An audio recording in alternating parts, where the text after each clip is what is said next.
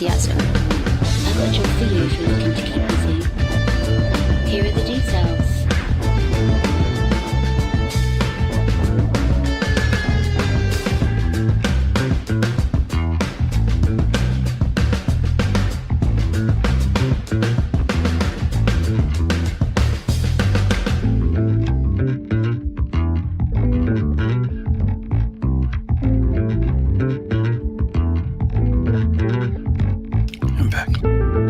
Welcome back.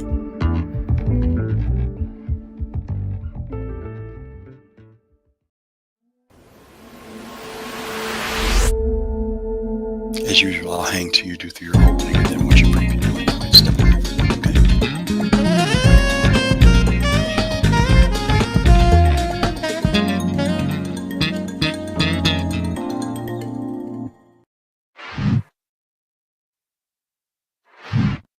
Greetings and welcome to another episode of Soul Talk, where we talk Star Citizen members of the community. Today is November 24th, or Thanksgiving in the North America countries.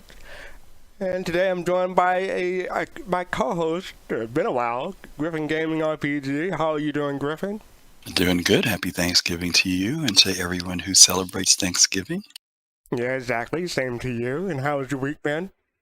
Busy. That's all I can say. I won't even begin. Just busy. Have you had any fun? Kind of. Most of my fun comes from Star Citizen these days. But I didn't do too much damage this time around. What did I do? I did buy a Pisces because I am into medical. So I did buy that. And today I decided to do an upgrade to the A1, the Crusader A1. I thought about it when it first came out, and I decided to wait a little bit. You had an E1 before? No. I have an E1, but I bought an A1. I went to an A1 as well. Because what I did was I had a Saber. And I haven't really been flying it very much. And, when it comes to combat, I'm not as big of a dogfighter as much of a support person. So I have most of the bombers in the game, and that was one I didn't have. And so I kind of decided to trade out that Saber temporarily. I melted it. I didn't upgrade it. I melted it and got the A1. So that's the only damage I've done. I haven't done anything too severe this time around. Nothing for Black Friday yet? No. It's the Black Friday, but it's not that. It's after a while. There's only so much stuff you can accumulate, and you start buying stuff just because it's on sale. I've stopped doing that. Amazon is like going into Walmart. It sucks you in. You know what I mean? So, unless it's something I need, if there was something I was looking for, obviously, like if I wanted to. Now there was something. Goma posted a 2 terabyte Samsung SSD. And I did look at that. It was very tempting to do that. And I still may do that. Before the show, you stepped away, but DK was talking about that. He said Amazon had it for $200. Yeah, well, they had it for $179 when he posted it. That's right, So either way it goes, it may be something like that, but I'm not out for the sale hunt. You know what I mean? I'm staying away from it. Otherwise, you just get sucked in. What about you? Yeah. Did you do anything during IAE, or are you doing anything for Black Friday? I'm waiting for tomorrow for Miss Day. I'm going to get some modules for my second endeavor that I bought back in Invictus. I did get an HBO Max has a promotion, $1.99 for 3 months. Okay. I did that. I didn't get nothing for. Oh, that's not true. My brother, he's a coffee thing. He just likes to drink a lot of coffee. So I got him one of those smart mugs to keep your liquid warm. Oh, nice. Okay. And I got one for my mom and my sister-in-law too. So sounds good. So they got an early Christmas present. Other than that, for my week, I saw Wakanda Forever finally on Sunday. And what's your rating? What would you rate it? I like it better than me personally. I like it better than the first Black Panther, but maybe I'm in the minority with that. A lot of people seem to think it's just as good. So what's your rating? What would you give it, stars wise? What would you rate it? Stars wise, 4.5. Okay, that's where I was at. I was about a 4.5. Yeah. Okay. Yeah, 4.5 out of 5. Yeah. Yeah, it's good. I went in with kind of managing my expectations, as Disco would tell us, and I was happy. When I left, I was happy. They did a great job with it. Yeah. And last week I had a Price of Rhythm, and that's on People Radio, and that's on Mixcloud now. So if you want to check out nice. that's on People Radio Twitter account. And I was on Yacht Club yesterday. First time in a while. So yeah, it's been a busy. Yeah. I'm getting the feeling by Monday I'm gonna be IAE'd out. Yeah, well, by Monday, we still got to do the Sunday show, so save some of it for that. So, yeah, okay. All right, so you ready for me to do my thing?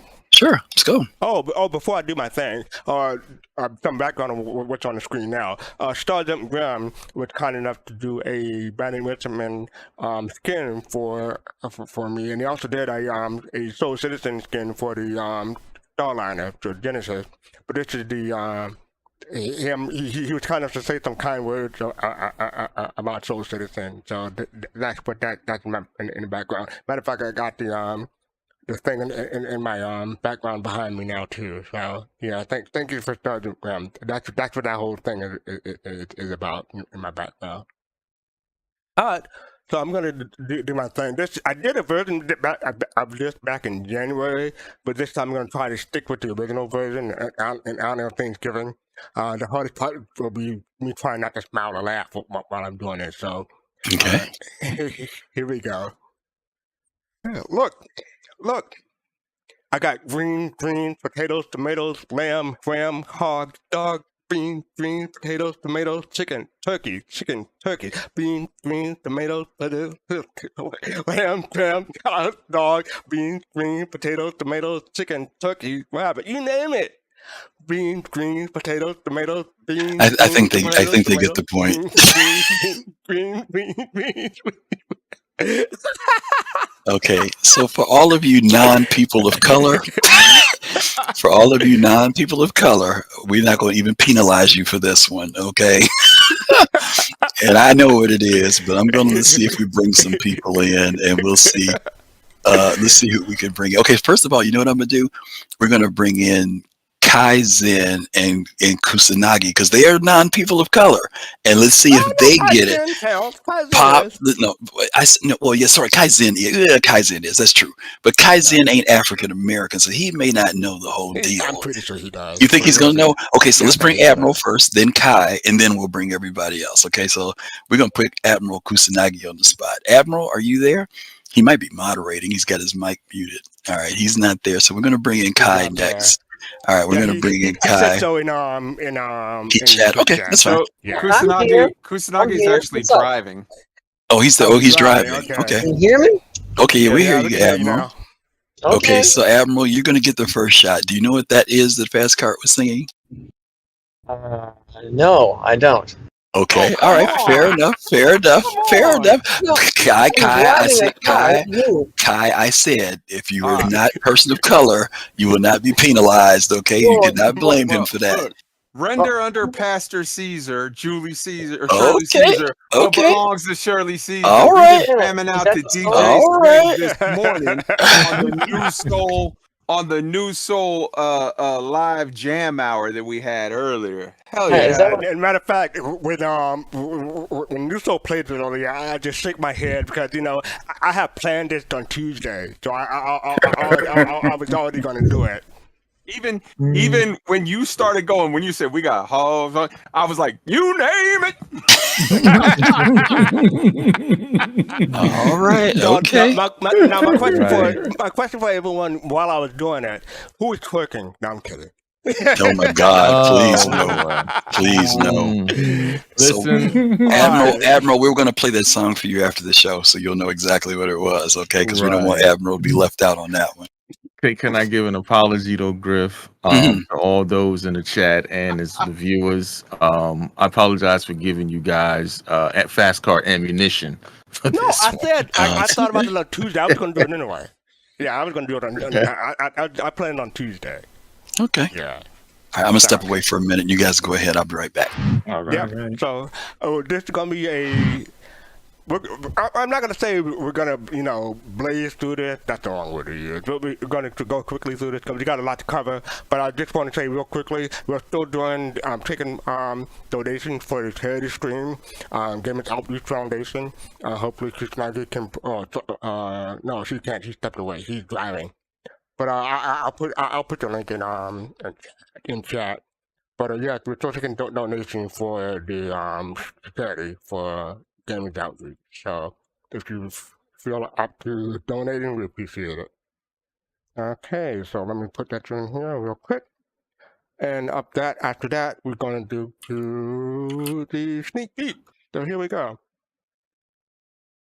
And the sneak peek this week is that, and the subtitle is... Sorry. What? Pop said weed. Sorry. Botanicals. Pop. Too early in the show. Botanicals. Botanicals. That's the word. But demonetized. The subtitle is "Living in the Greenhouse Grow." That's probably from the song. Standard deviation. Thank you for the subscription. Appreciate it. Urban FC. Okay. Evening. Okay. Hey. So yeah, this is what do people think? I may or may not know the location of that place. Okay. I have no idea. I'm just one of those side things that I'm just like, I may, or maybe I don't know, or maybe I do. That right there I'm going to go try and find it. That right there is some top quality glaucoma medicine. That's right. That's right.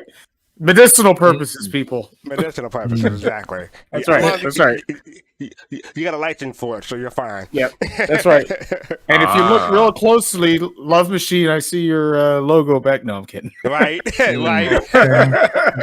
Where you at, Love Machine? So I have a question on it. Up at the top on the yellow, right? You see the yellow canopy, guest piece, and the black. What are those numbers? What are those numbers? Let me zoom in. Yeah, not really sure. I see 892-445 EBN, but like, who knows? EBN. Yeah, there's a great clue to this, and part of it, right? Yeah, there's a great clue to that, and that was in the episode 1 of the Jax McCleary videos. And when it opens up, Jack says that he's been there with them and that he's been doing his gardening. And so them dropping that little Easter egg and then seeing this may kind of let us know that CIG is moving toward this idea of agriculture in some form, and that things to come kind of a thing. So I think that might be kind of lending itself to that. I think that's DJ Suede's garden.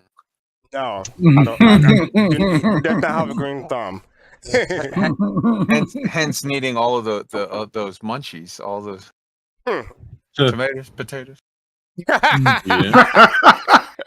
That's a good one. Yeah, that was good. Now it's funny that I'm just gonna say Shimpasa says it's Mary Jane. Yeah, they got a whole bunch of names. I mean, it does look like it though. So fine. You can't lie though. Yeah, it does look like it. So you got to think about it though. It's in Pyro. He's talking about growing his botanicals, right? So I'm just thinking, not to take too long, that you might see a couple of these out there, these farms. I'm telling you right now, there is no hiding what they are trying to show. It is obvious. They should have held on to this sneak peek until 420. That's what they should have done. That would have been good. That would have been good. Yep, I feel you. All right. So Jax, one of the videos showed Jax, going past the same type of like you can see that they were growing stuff. Yeah, so I mean that's kind of be interesting to see how that works out. Yeah. All right. So up next we have. Oh yeah, this is a PSA for me personally. This is the package for the Cutter IE starter pack. It's $45. It's 25% off, and it's a LTI package. It is so rare that we get one of these. So if you have a package that had like 6 months insurance and you can't really convert it into a LTI somehow, you can melt whatever you have, unless it's a physical package that don't melt because you can't get it back. But you can melt what you have and get this package and then upgrade it to whatever you had. Can I mention something real quick, fastcart? Yeah. Yep. Just when you go to the website, be real careful with that because they have 2 purchase options and it's not the package with the game on it. You want to click at the bottom where it says other purchase options. Click that, and that'll take you to the point where you have the ship, the paint, and the game all together for $45. Okay. Good one. Someone said my audio is pretty low. It looks like I'm blasting in No, you're good. You sound good. Okay. All right, Yeah, thank you. So yeah, that is my PSA, a public service announcement for this evening. So yeah, hopefully people can take advantage of that. Like I said, I put the link in chat. After that, we have the Star Citizen Live. Be modeled anymore. I forgot to unmute it. But while I'm doing that, let me just put this up real quick. So it won't be in Discord, but it will be on the stream, so you'll see that. Does anybody notice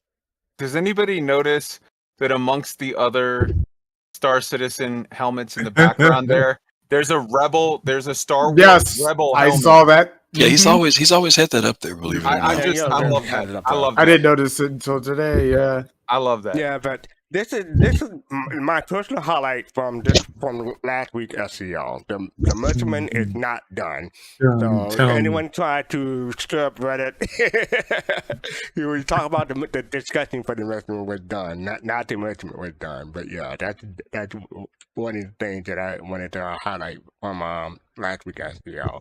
But yeah, what do other people think? No, it was cool to see, the whole discussion about ships and how the way they do it. I had posted a video it was about a week ago, actually, in Soul Citizens channel. One of their creators, forget his name. He was at BCon, or I think it was for Blender, and he was showing off how the way they make them. And talking about that. So this is, an extension of that. And it was really cool. The thing that strikes me about this and about so much of Star Citizen, we as a community are sort of so incredibly spoiled. This talk like this type of the dev sitting around, whatever, this is the kind of thing you get from most game projects like once a year or whatever. And Star Citizen drops this on a Friday, and there's going to be another one next Friday, and it's just the level of there's some legitimate critiques that some people can have about certain aspects about the way CIG does things, but just the level of communication and transparency and openness, not about everything, but about so many things, it's not a step above any other project out there. It's 50 steps above any other project out there. Yeah, I like the roundtable format that they did, which is nice to see. A lot of these faces we've seen, 2 or 3 of them on individual ISCs or SCLs, but for them to get everybody around the table was nice. And they mentioned that there was an unedited version of it, which was cool. Getting them just even their own interactions between each other. You kind of see how they basically bounce things off of each other, but also how they share information with each other too, as well as sharing information with us. So I think there was a lot of concern with Paul Jones' departure from the company. But then kind of seeing this, it kind of shows that everything is still in place. These guys know what they're doing. They've got a vision of where they're going. I especially appreciate it, as you mentioned, Kai, you talk about how we get spoiled. They went deeper into what it takes to make a ship. It's so easy to look at the externals and look at the JPEGs and say, why does it take a year to do this, 6 months, 2 years to do it? And if you really listen to this show, you really realize not only are they preparing ships for when they put them hangar ready and when we get them flight ready, but they also have to prepare these ships for the future of all the things that also need to be able to be added to those ships, whether it's life support, batteries, scanners, all types of things that we don't even have in game. Those ships have got to be prepared for that later on in the future. So there's a lot of work. There's a lot involved. So I really, really, really enjoyed this episode. Mentioning that, Griff, I was thinking about other ships because I was watching something earlier today about the ship pipeline and the way that it works based on what we heard from the SCL. And I was thinking about ships like the Freelancer that is so early in the production of ships in this game that it had a rework, but now it's going to need a massive rework to fit in all of the gold standard components and relays for the for the for the power management and the resource management and all of that.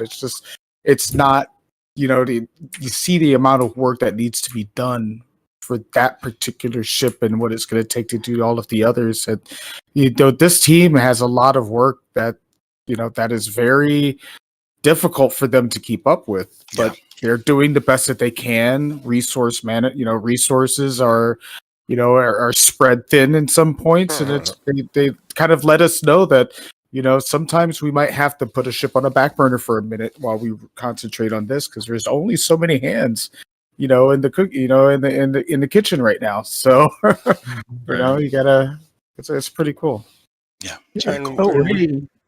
Hey, the poets. Hey, the poet. Yeah, I was just gonna say we got a new person coming in. Well, not new, but the new person tonight coming in. The poet, you there? Oh yeah. It's good to see everybody. Happy holidays. How are you, man? Happy holidays. Thanksgiving. You have any thoughts about this SCL? I got to chime in about the how often they communicate was definitely a great thing about this game, because I do watch a couple of the games like Ashes of Creation and stuff, and they have some good communication, but having these round tables that are live or not live, it's just continuous, and I appreciate it. And you could always critique it and be like, you wish they gave more information on something, but their worst communication is so much higher than all the other games that are out there. Right. Now, to chime in on you when you were talking about Ashley Chris, because we actually follow that too as well. They used to do a little bit of a round table in the beginning until pre-COVID, and that was actually really cool though to be able to see, because they used to bring in other developers and talk about stuff and discuss different aspects of the game. But like to your point, I mean, this is really cool to see. But also to Griff's point, to model these ships, and understanding hard surface modeling, it is no easy task. Oh, Reload, thank you for the 11 months. And Reload, thank you for the 5 gift subs. Appreciate it. Thank you, Reload. You're right, Griff. We get sorry there, Pops. Go ahead. No, good. I was gonna say we get spoiled. We really do. And it's just interesting how much we take for granted. I was listening to some guy and he was talking about, what it takes to create these things. And he's a content creator. And he's just like looking at it and he's like, you imagine the kind of work that it takes to build a physicalized ship that you can fly and walk around it and do all these things. It's unbelievable, because nobody has ever done anything like this before. But we look at it as though, oh, they could just make another ship then. Why aren't they working on this one? It needs to go out there fast enough. About the amount of work that it takes to go into doing one of those, I see a lot of the stuff that they're doing with these smaller ships that they're like putting out here and there. They're working out some of the newer technologies to get it right for when they do come out with the Polaris and stuff like that. They're actually on point. They're not trying to reinvent the wheel with a big ship and then try to do it again with a big ship. Like, no, like get your base down with all the technologies that you want in game, and then they can just steamroll out all the big ships that we're all waiting on. In addition to Reload, Citizen Shenanigans and Old Lefty just dropped. They're dropping hype in the chat. Paul to get that in. Thank you. Yeah, I'm gonna say thank you to Citizen Shenanigans. Thank you, Old Lefty, for those subs. Appreciate it. We got the Thanksgiving hype train going. Yeah, exactly. So that was SEO. There's a whole lot we can make a whole show about that, but we have a lot to cover, so I'm gonna move on. But that was the SEO from last week. So it's called IAE 2952 Supertalk. And join Star Citizen tomorrow on Twitch and YouTube they're going to talk about the Pillars is next week, but they're going to talk about the Galaxy, I think, tomorrow. Mm-hmm. So yeah, just stay tuned tomorrow. All right, so up next we have, this is briefly, but this is the IE welcome page. I just want to cover this briefly because you scroll down, not only do they have the ships and stuff, but they have how to get to the convention center. Especially if you're coming from the Aspire ground, you just one stop. If you're coming from the spaceport, it's 2 stops. And how to get to 2952, they made a whole video about it, and I think that is needed, especially for new players, especially for free fly. Hopefully that video helped people get to the convention. I mean, it's nice, but the way they have those banners set up everywhere, you literally just follow the banners every step of the way. They did a good job with that. This way. Mm-hmm. And then if you're on the train and the doors open and you don't see the IAE banners, don't get off. Don't get off. There you go. When you're at the right stop, you'll literally see, like, they hold your hand every which way with those banners, and they're like, go to the left, go to the right, exit here, go upstairs, you're good. Yeah. Yep. They did a good job. The only issue, it really is. The only issue, and I'm sure everybody else has felt it too. You get in the elevator, and the schedule is all blurry, and then you forget which hall you're going to for the new event. I think that was a bug for a little bit. I don't know if it's still going on. Well, you just have to wait. If you wait, got to wait. Yeah, then it loads in. Oh, okay. All right. Cool. But yeah, that is the welcome page from for IE. But up next we have the Drake Corsair. So the Drake Corsair is now flyable.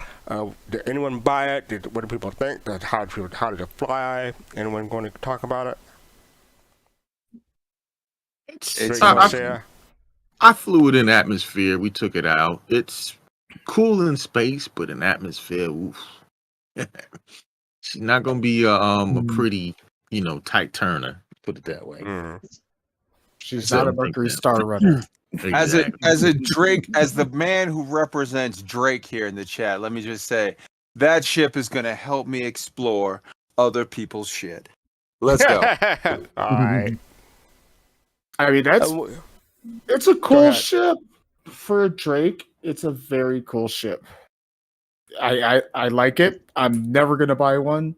I'll fly it around because I have it free in my hangar, but that's about it until it goes away. I don't know if y'all heard that, but as my man DK was repping Drake right there, he actually had to light up. I heard that heavy exhale on the. It's a good ship. I like it. Oh, that's great. That was straight up. That was straight up some Dave Chappelle. Like, it'll get you drunk. It's not, you know what? But to say real quick though, this sounds like somebody got kind of having a little bit of flashback when we went over there to the convention, and their snobs attitude was coming up. Oh yeah. Yeah. Hey, Griff, I did as well. He's not back yet, but yeah, you can tell he's back. But so something I want to bring up quickly is that does anyone have a problem with these promotional things? Like, they got this woman here, she's carrying two weapons, she's dual wielding. No, don't bring up that controversy. Don't bring it up. Here's the deal. It's a sore spot. Here's the deal. No, it's not coming to the game soon. Everybody relax. It's a cool ass promo poster. Just chill. There you go. Right. And the other thing I wanted to point out. Go ahead. Good. No, I was going to say it's the worst accuracy. So, don't think about it. Man. The other thing I was going to point out is that I noticed it yesterday on Yacht Club, but this woman right here in this picture, Alien, She's doing the alien thing with Bishop. Oh yeah, she is. Yep. All right. Well, that's because she's a robot. Next, Addison got her her bills through, I guess. You got this guy in the middle right here. He's laughing, and you got this woman on the left side. She's like, I guess she's drinking something, but yeah, they're having a good old time. Now she's eating something. That's one of the whatchamacallit packs. Oh, okay. MREs. Yeah. Oh yeah, the MR. Yeah. Yeah. Is that Big Denny's in the back? Yeah, but back to the Corsair. I think it's a cool ship for Drake. It's a cool ship I for saw Drake. a picture of it with the with that yellow paint job, and it was all distressed. And it was flying. I can't remember whose video it was, but it was flying through atmosphere. It had that yellow paint job. It was all distressed. The wings were folded out. I mean, it looked really cool. I like it. I don't want to fly it. I don't want to buy it, but it fits what it and does what it needs to do for a Drake Connie size, 400i size ship. And be able to do it as good as it will do it for a Drake. I mean, each ship now has its role. 400i is completely different from an Aquila, completely different from a Corsair, and an MSR tops probably all of them the present moment, but that's okay, Yeah, so someone in chat that said, just can't bring myself to swap out MSR for Corsair. I wouldn't. I wouldn't. Yeah. As the Drake man in the room, let me just say, I'll give you the commercial right here. Ready? The Drake Corsair, because luxury is retiring your poop bucket. It's the only Drake ship with a bathroom, bro. I just want to say, the Cutter has one now. I was gonna say, I just want to say all these. The only one. I just want to say all these. I don't know if you guys can hear me, but all these, especially all the Drake ships coming out right now, especially the Corsair. I think they're fantastic ships. Like there's almost nothing wrong with this ship except for the landing gear that is way too low. That everything else on it is perfect for what it does. And I think as Drake, if you graduate up from a Cuddy Black to this, maybe because you like the having two people in the Cutlass Black, and then you're like, hey, we could just might as well just have more people that want to do this, or you got more friends or whatever that they're interested in the game, and you like having the multi-crew gameplay. This is a fantastic ship. The only reason I'm not getting into this ship is because I have a Carrack, and I already have that role filled. I'm assuming that it's going to be a little bit less safe than an Anvil or an Aegis ship, but I mean for what it is, for the price point, this is a fantastic ship, and I think the devs and the people who created this, and especially all the ships that we just got are absolutely fantastic. I think there's very little wrong with this ship. That's very true. And all joking aside, the fact of the matter is tell me what ship gives you, because right now in the universe that we live in, quite a few pilots are out there, quite a few citizens are out there flying solo. Tell me what ship gives you more guns from the pilot seat. Well, especially as a mid-range, that's anywhere near this balance range. is nice in the ship. Yeah. So I mean, it can hold cargo. It can go a good ways. And it gives you heavy guns as a solo with bed. It's a great ship. It really is. In fact, you know what, Kai, I'm going to put on top of that one that you hear people, and it's getting tiresome, but now I finally have an answer for it, is that you hear people talk about the 400i. Oh, it needs more guns. Oh, it needs a bigger cargo bay. Oh, it needs this and that. You know what? Go get a Corsair then. I don't want a Corsair, then stop complaining. It's just like the Corsair has everything that you want. You just want the beautiful looks of that Origin 400i. That's it. Just admit it. You like sexy. That's okay. I don't know if it actually competes with the 400i though. like if you watch Kate's videos recently, she pitted this up against the Connie, and one of it, she lost. I think they beat the Connie out, but then they had like the snub fighter help them out, and then the Corsair got destroyed. But then it also went up against the Hammerhead, and it did quite well against the Hammerhead. Pretty good. It did. It is a phenomenal ship if you have, like, again, if you fully crew these ships with real people, you really have good, like, just good ships that they're coming out with. Like, you know, I'd like to have a fully crewed Carrack. You know, I just want to just say one thing about the yellow paint that you mentioned is, like, that paint looks very similar to one of the planets we're getting on Pyro, like the yellow grassy area, which I think we saw on the video.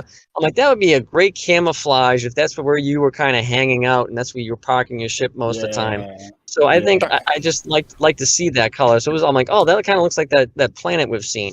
So, but yeah, I think it's great. Real quick about the paint, people say people seem to like the yellow one.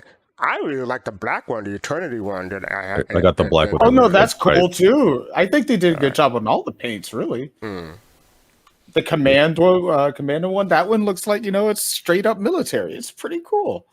So yeah, the technical specs has 4 size 5 hardpoint, 4 size 4 dual rack missile, 72 cargo, and the wings have, that's on the nose, but on the wings they have 2 size 4 hardpoint, and turret they have 2 man rolls and 1 roll out. So that's quite a bit of firepower in 4 crew, but yeah. Yeah, and it's in a straight line. I mean, it's not going to turn too quickly, so that's its weak point. You know what? This is a good alternative to the 600i for people that want to fly a Drake and have those big guns like that. Because I think this is the only Drake ship that's got that kind of firepower. It is the only Drake ship that's kind of firepower. So I don't even think Caterpillar has that much. DK, what you're saying is you like big guns and you cannot lie? I cannot lie. Jesus. Don't Hey, that's why my MSR is called the Apple Bum. Nope. When you talk about DPS, I really think that this ship, the Corsair, probably has more DPS than the upcoming RSI ship, because it only has like the 2 side guns, and I think it has an underside gun. Yeah, the so you really have DPS. to. Yeah, I think this ship. I mean, you compare it like that, it's just wow. So it's a big bang for your buck if you for like what, $215 cash or $225, something like that. So it's not bad. Cash and $250 for credit. And for a heavy-ish explorer, you know, you don't have to. If you really want to have a Carrack properly crewed, you need a larger group of people. It fits in a sweet spot of, you know, more than one. Like, you can fly it well with one, and you have heavy armaments. But if you want to get the most out of it, it's not like you need 6 people. Like, it fits so many ways. It fits the market really well. Yeah, like Carrack, just one person, you're a sitting duck. You're just doing exploration, you're just doing some trading, but you can't defend yourself. With this, you can fight back. But again, this is a 4-person ship, you know, with all the turrets and the Carrack, I think, is really like a 6-person ship. So if you want to double the Cutlass Black and double the amount of people using that ship, you got the Corsair, and I think it's perfect. All right. So up next we have the Drake Cutter. So let's talk about this. So I'm going to scroll down to the technical specs real quick. So this is 20 meters in length, 6 meters height, 16 meters width, 4 SEUs, 2X dual rack missile, size 1 missile, and 2 size 2 gimbals. And so what do people think about the Cutter? Do we think that the fuel information on it might be a little skewed, might be a little off?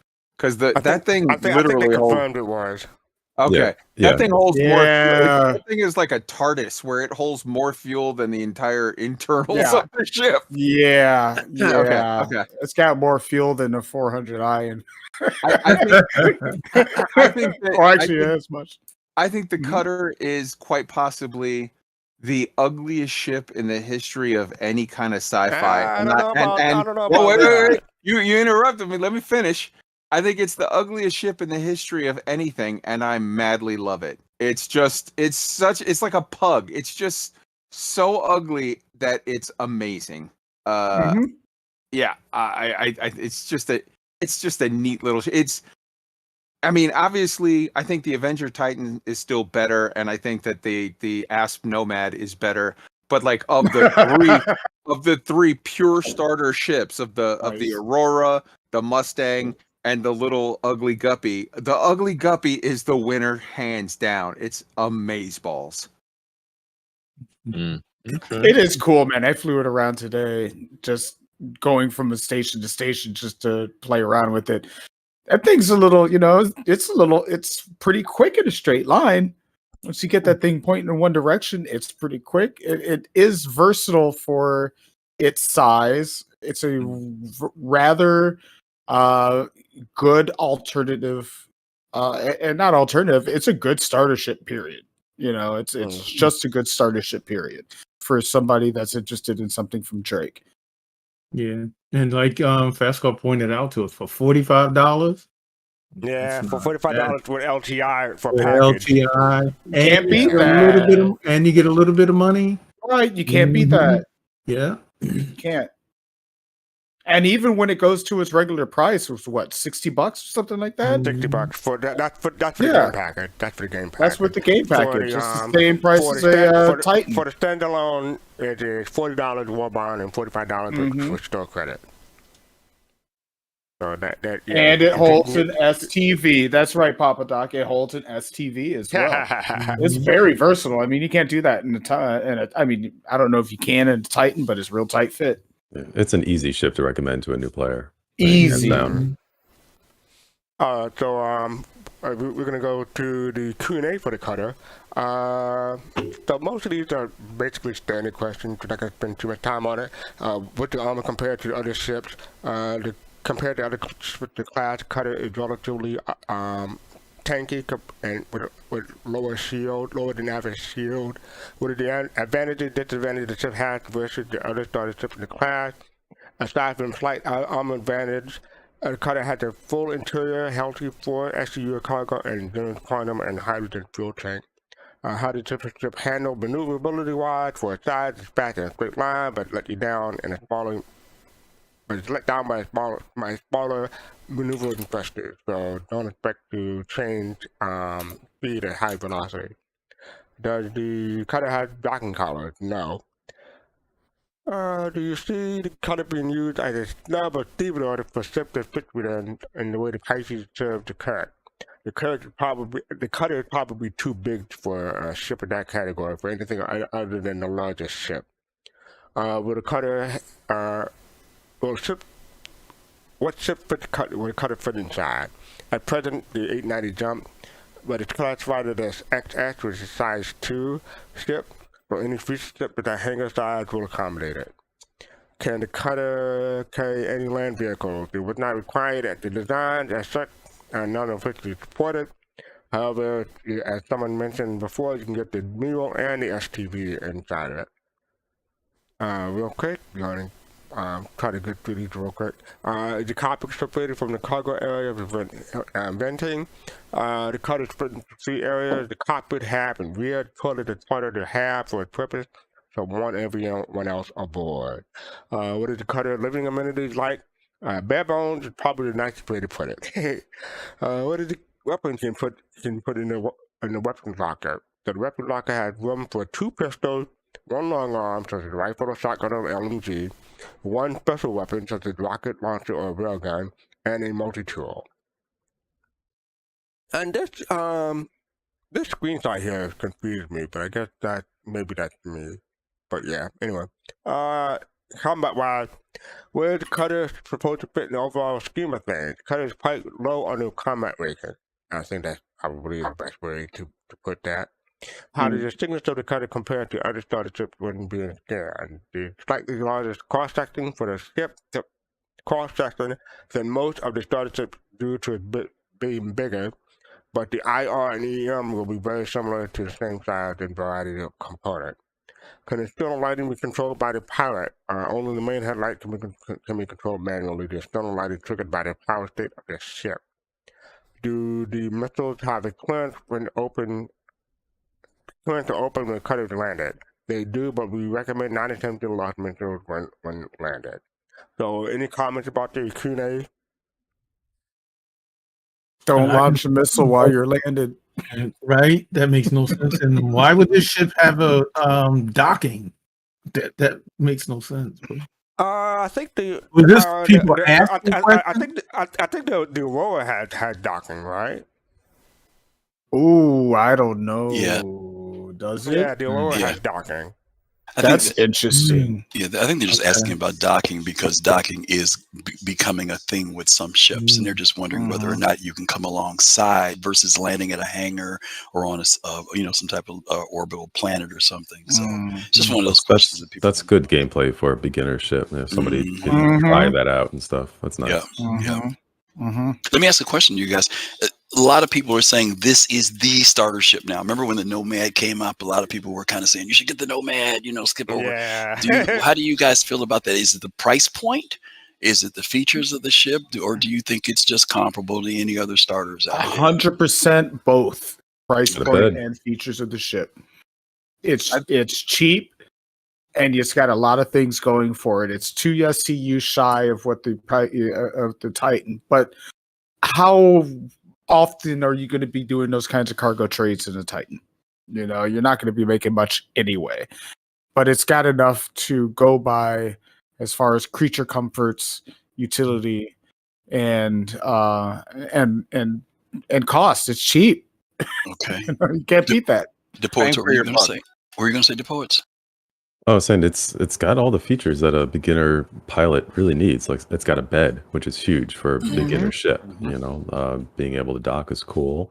A little bit of cargo room, a little bit of room to stick a small vehicle in to get that experience of vehicle in vehicle stuff. It's a little durable, so as they're banging it around trying to land, it's not going to explode right away. Hopefully, it's got pretty much everything a starter ship needs.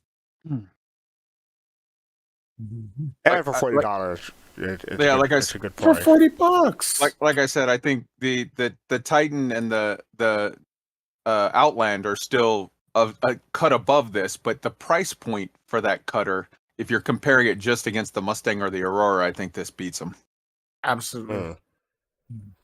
It'll be interesting to see how in the verse, depending on which ship you have, your accessibility to parts and stuff, because that's one of the things that's supposed to be a benefit to Drake, is that Drake is the everyman ship, and when it comes to things like repairs and stuff, parts would be easier to find for that, but the efficiency of them may not be that great. You may have more failures, or wear may last longer, where if you took an Origin, I'm not just saying that for the sake of it, I'm just saying Origin because it's the highest price of the starters, you may have greater reliability.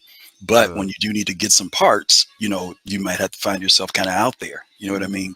So, there are a lot of factors I think that people are going to have to think about when they pick what they consider their starter, right? Parts are easy, Griff. Just go down on Hurston and just pick up what you find off on the ground. Yeah, okay.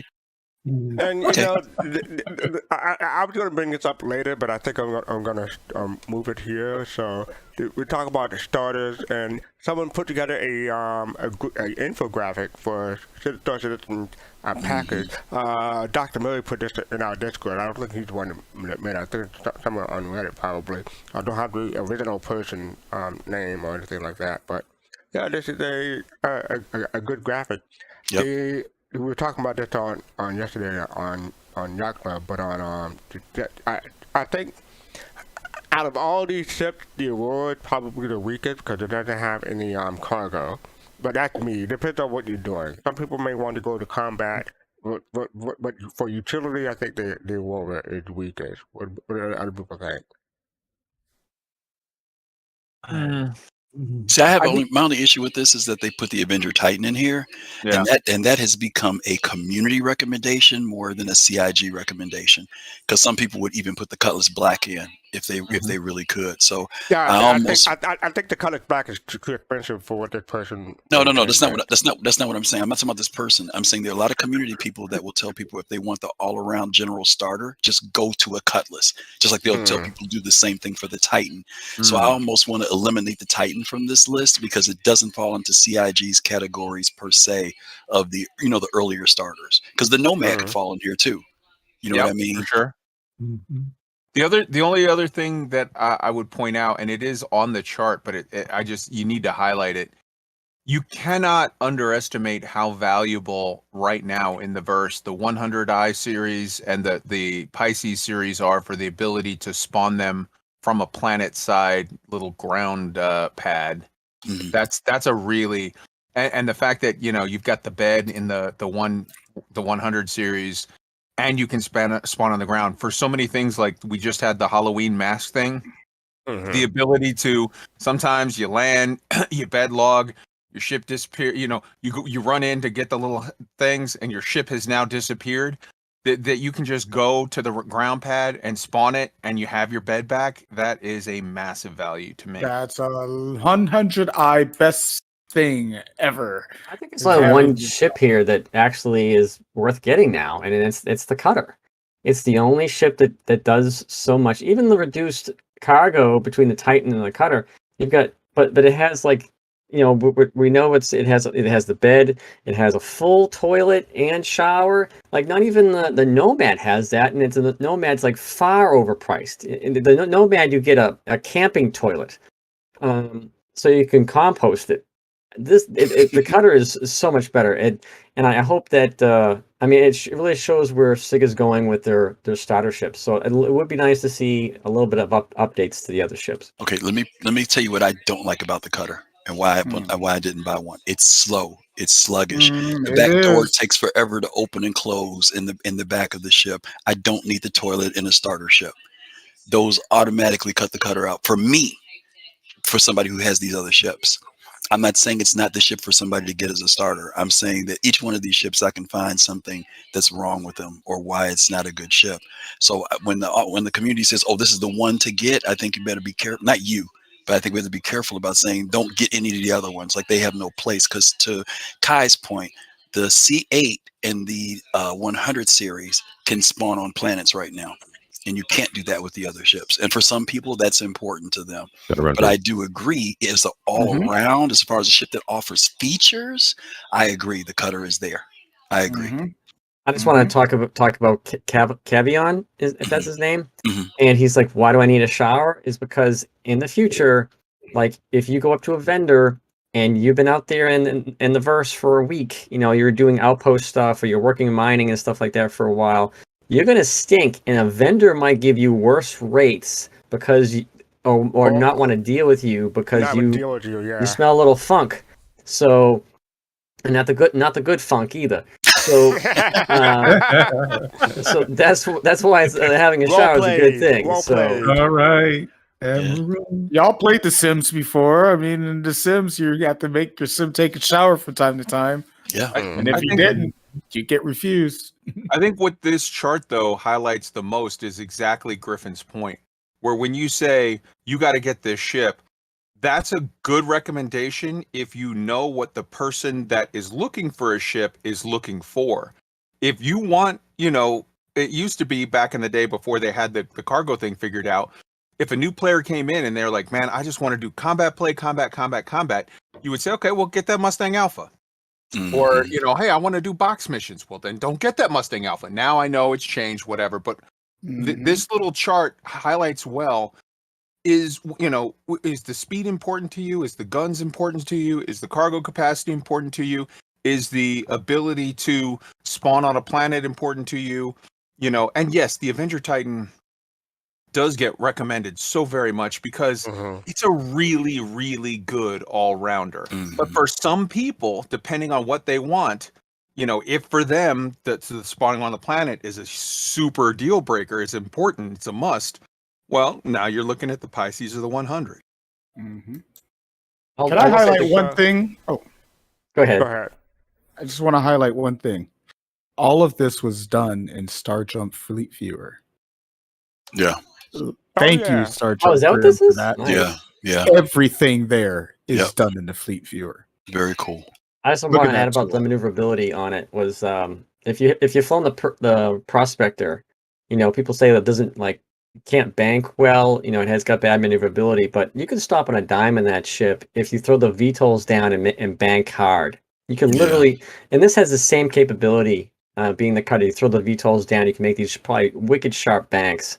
And so in that regard, it's really, really, hard maneuvering if you need it. So just wanted to put that out there. Well, it goes back to knowing your ship, right? I mean, Yeah, ultimately, exactly. right? Yeah. Yeah, and it's not on the charts, but if you're a person who wants to be able to walk around in the interior of an elite dangerous ship, then you just got to get the Outland. There you go. Oh my god. And later the RSI Galaxy, you can get yourself a Anaconda. Oh There my you go. goodness. All right, now moving Anaconda. on. Moving on. Yep. We're going to talk about the Pisces now. So yeah, I'm going to put the link in chat. What do people thought about the Pisces? Great. I think it's overkill. What I mean by that is I hear a lot of people saying they're going to get rid of this and get rid of this. Why get this when you can get a Pisces R? And I think that people are buying the ship based upon what it does now versus what the capabilities will be later. They're trading off some things that, one of the things we don't know about the Pisces R versus the X is that the X is an explorer. And its intention is so that when you have a Carrack and you want to be able to deep explore someplace like going through a wormhole that your Carrack can't go through, your 8X can go through it. It's supposed to be able to even possibly have the, what do they call it? The navigation thing. They haven't put it in here yet. Now, will the R have that? No. And if it doesn't, then you just gave up your exploration dynamic from your C8X. So there's dynamics of these ships, and I understand why some people are very excited about it because it's got the medical bed you can resign. That's for now, but later on, that dynamic, we don't know what's going to happen in the medical career. That bed may be great, just as what I think CIG is intending it for, which is as it being a ambulance, quick triage. That's it, not the all around ship to do everything in. So we'll see. It's got nice features in it. It's a very cool ship. Don't get me wrong. I got one, but I kept my freaking C8X. So that's my 2 cents on that. I would say don't get rid of that C8X if you have it because it has its own usefulness. This is strictly an ambulance. Done and done. There's no other use for it. You can go do a box mission with it, but you're not going for long range because it's got less range than a C8 or a C8X. You're not going, picking up cargo. You're not going in combat. This has a purpose, and it is strictly built for that purpose. And you can combine it with a Carrack if your mission is rescue, where you can go out and pick up people that are injured, bring them back to the Carrack for a full scan, and then get them back out there. But it's definitely got its own. It has its purpose, and that's what it is. And nobody should be expecting otherwise for an ambulance. It does its job. Spoonyball has a question. What do people think about the paint? I was going through them a bit ago. I like the blue. The blue one I like a lot. It was nice. I bought the paint. I didn't buy the ship. Wow. I did the same thing with the paints are nice. The paints are nice. Because you don't need the medical ship to buy the paint. And I was watching Meyer, and he was doing some medical missions. He was trying to find it. He was doing a medical mission in some cave, and somebody showed up with a regular Pisces because he just couldn't find it in his budget to buy the medical one. But he's like, oh, but that's because he showed up with the blue paint, and he's like, oh, that's just a regular Pisces. He's like, what? And he looked at it. He's like, oh yeah. So it was just somebody who wanted to, I guess, kind of do the same role as a medical person to help somebody else, but he just didn't spend the money on the full actual ship, which is fine. So I'll buy the ship in game if I wanted. But I am happy that they did that because I think there was a post somewhere that they said no, you will not be able to use any paints on the C8R that on the other variants of the Pisces, and it looks like they turned that around. And decided that you actually can. It's like, why wouldn't you be able to? They're all the same chassis. One of those paints is actually already in the game. The black one with the red trim, that's already in the game. So be careful of that, guys. If you guys buy the paints, don't, unless you just want to double buy on purpose.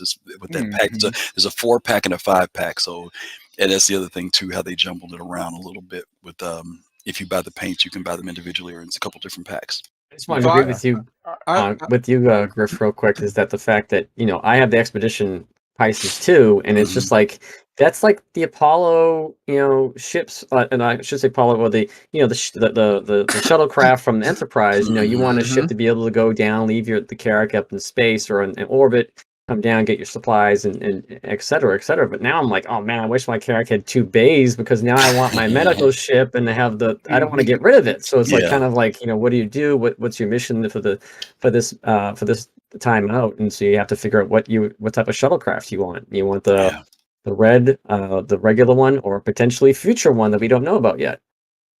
Real quick, someone asked in chat, G Cattle, that's the last part of the name. I'm gonna butcher the name if I try to pronounce the whole thing, but can they ask you guys if they can buy it for in-game money, this thing anytime in the game? The Cyclone, C8R, Pisces, Medic Ship, or have a quad, motor quad.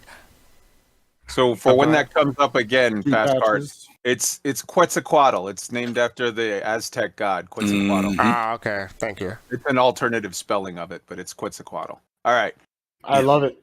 Yes, you can buy in-game money. There's a credit thing that's like it's like $1 for 1,000 UEC. The only thing is that I'm not sure how to convert to AUEC. Yeah, but I think he's just asking about, does he have to spend money versus buying them in game? And he's also asking, you can buy everything in game, not use no money. But he also says any time in game, so we also want to kind of keep that in check too.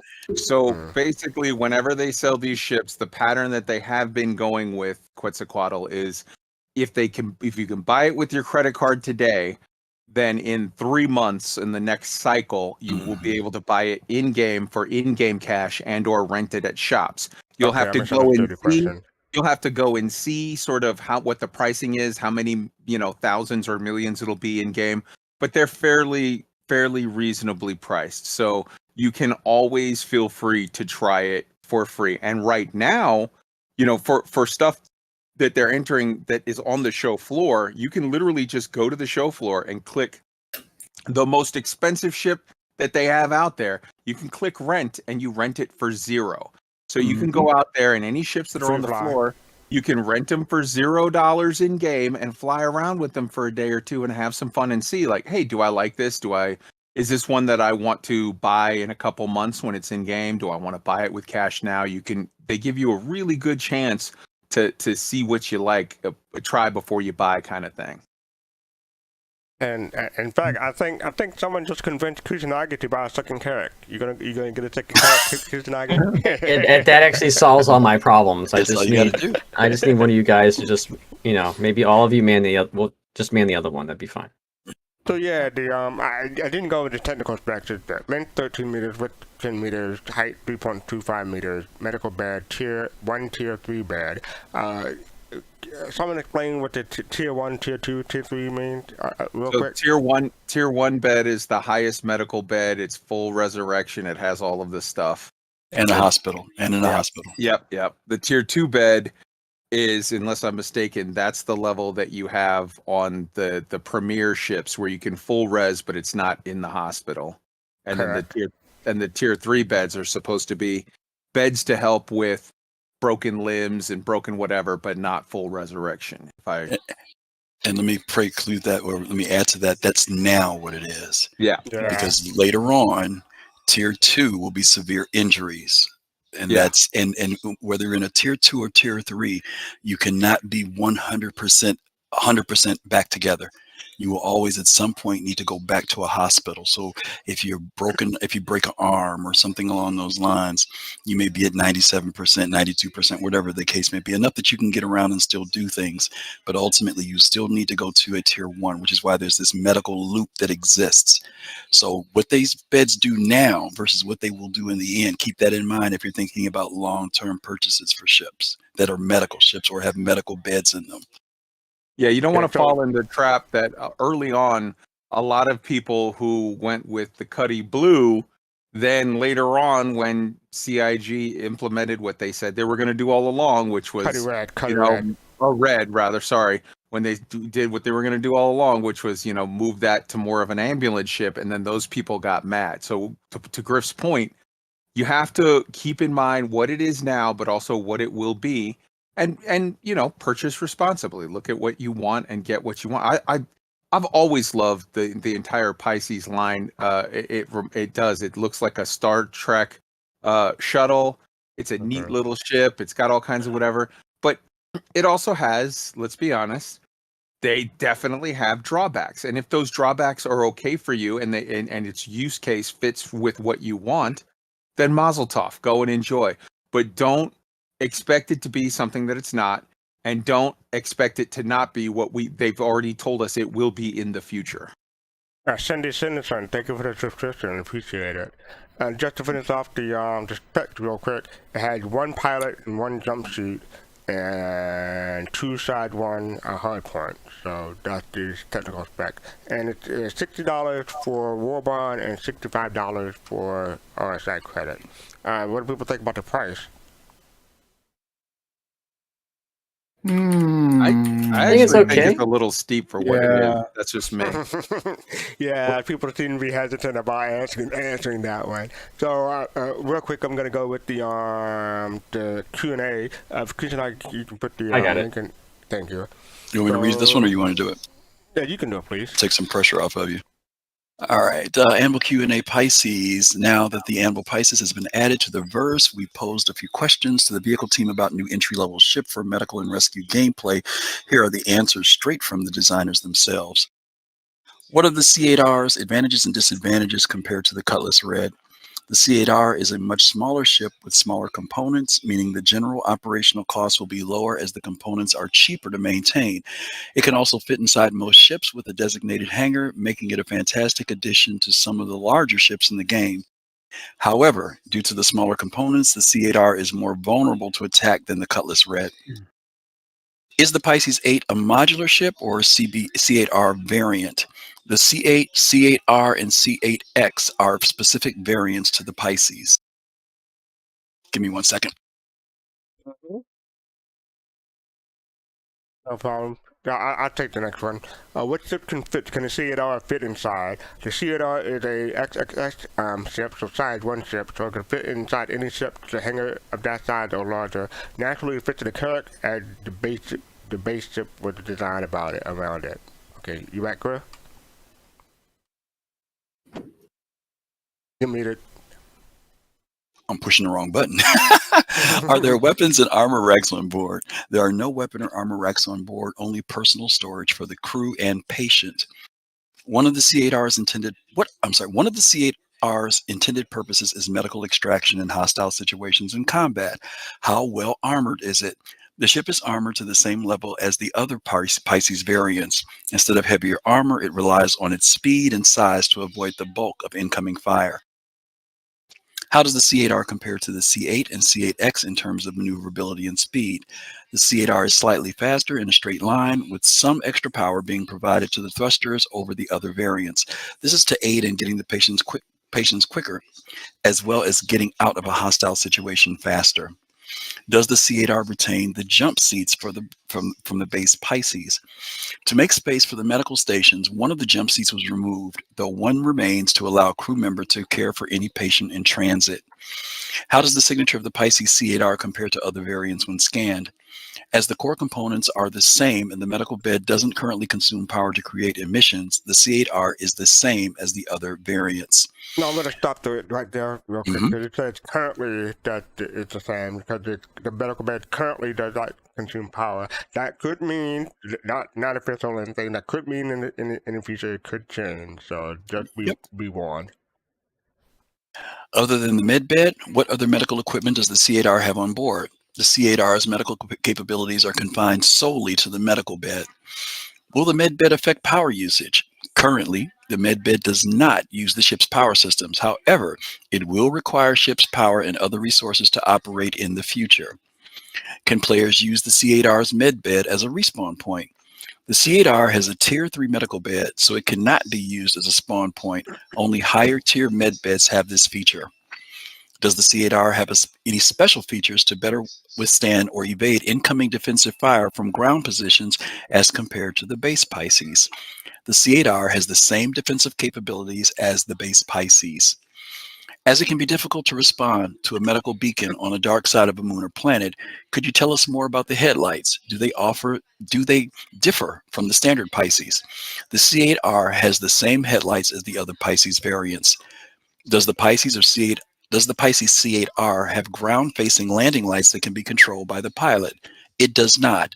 The setup for lighting outside of the flashing lights is the same across the Pisces family. Are there any flashy, blinky lights or sirens as you would expect on an ambulance? Like any other emergency service ships, the C8R comes with a pair of flashy, blinky lights to make your presence known. So thank you for that, Griff. To the point that you guys were talking earlier about the paint jobs, and Griff said, what does everybody think about the paint jobs? For me, this ship, as they said in the Q&A you just read there, they don't have weapon racks, they don't have whatever. This is a dedicated medical ship.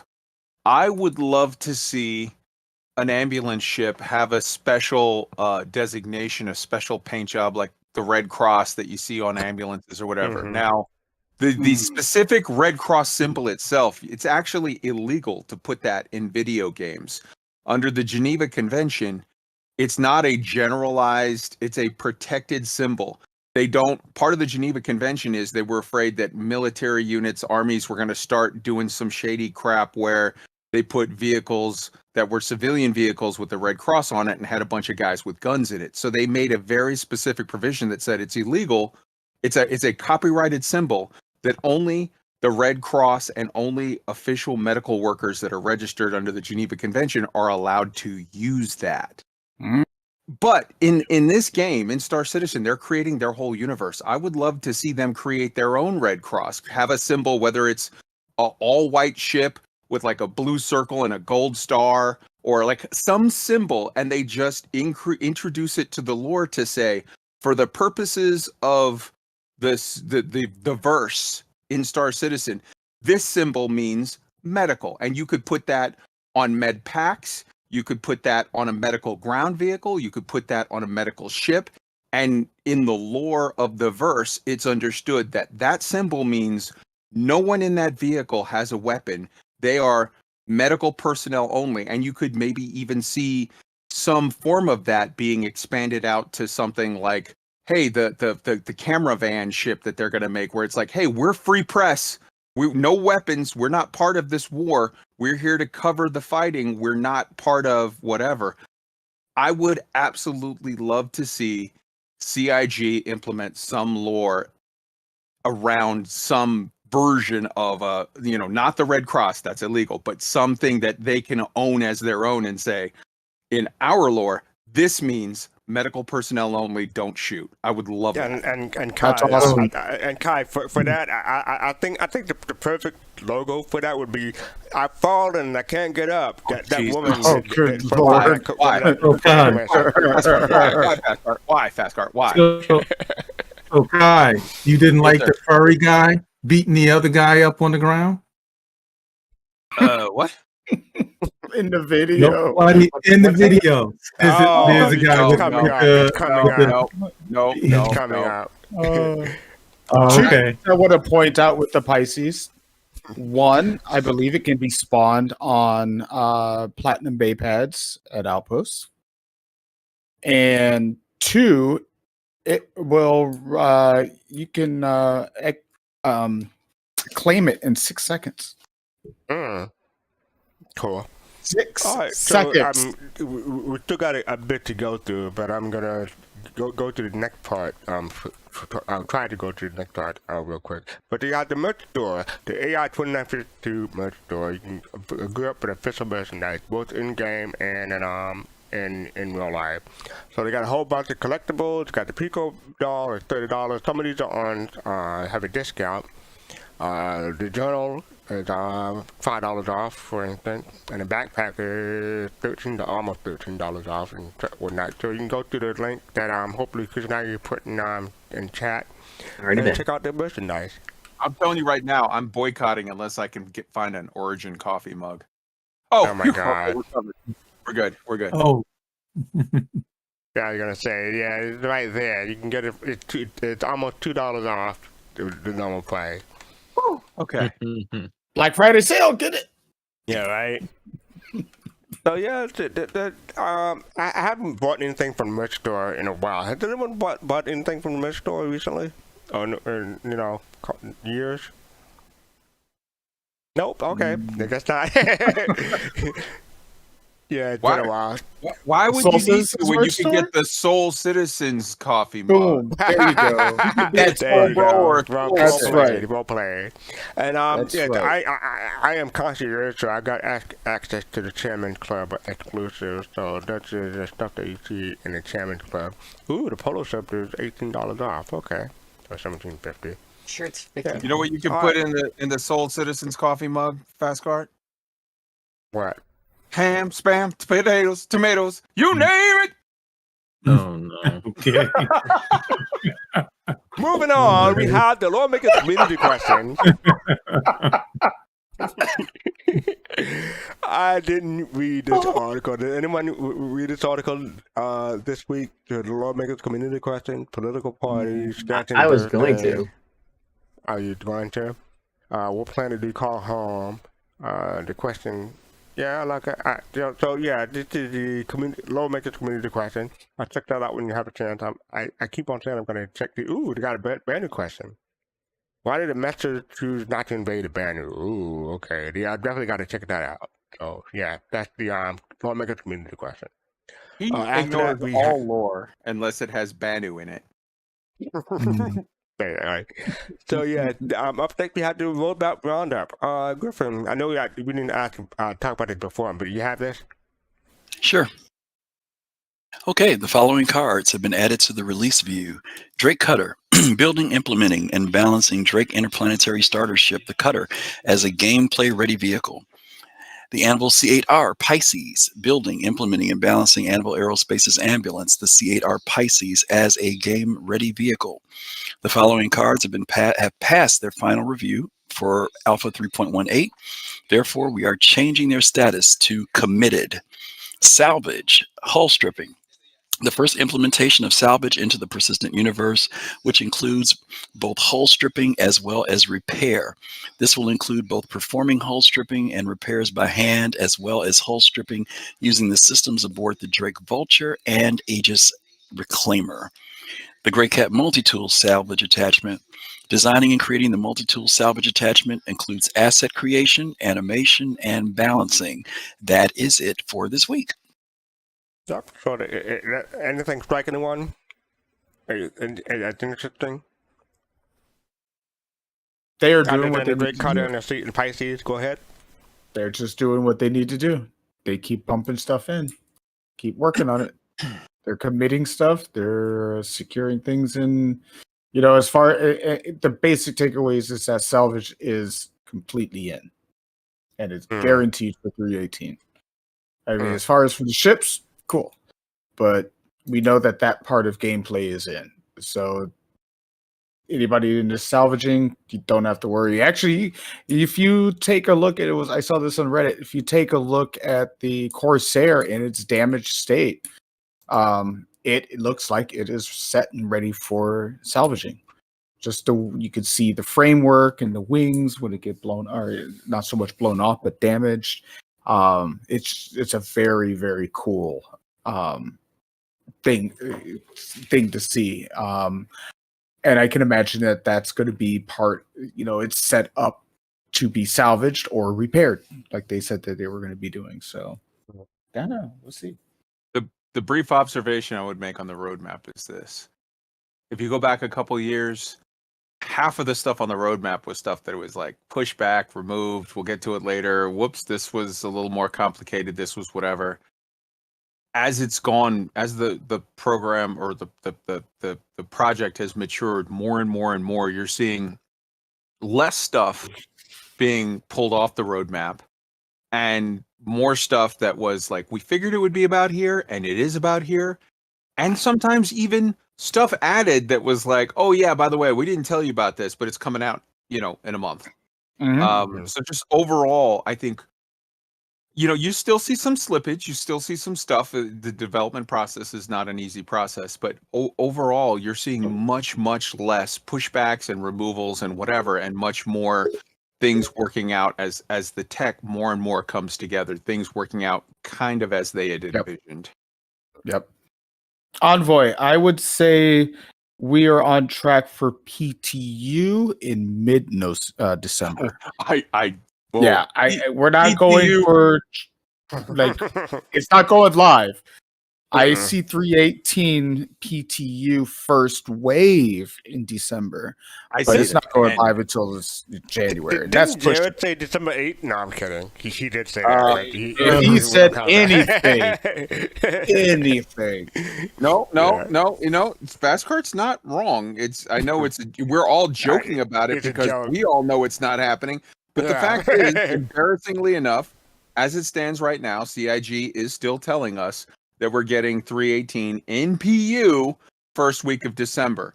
Envoy, spoiler alert, no, we're not. We're not. We're getting it at some point, hopefully early 2023. Yes. Just know that. Don't set yourself up for heartbreak, man. Or I would December say 3 weeks.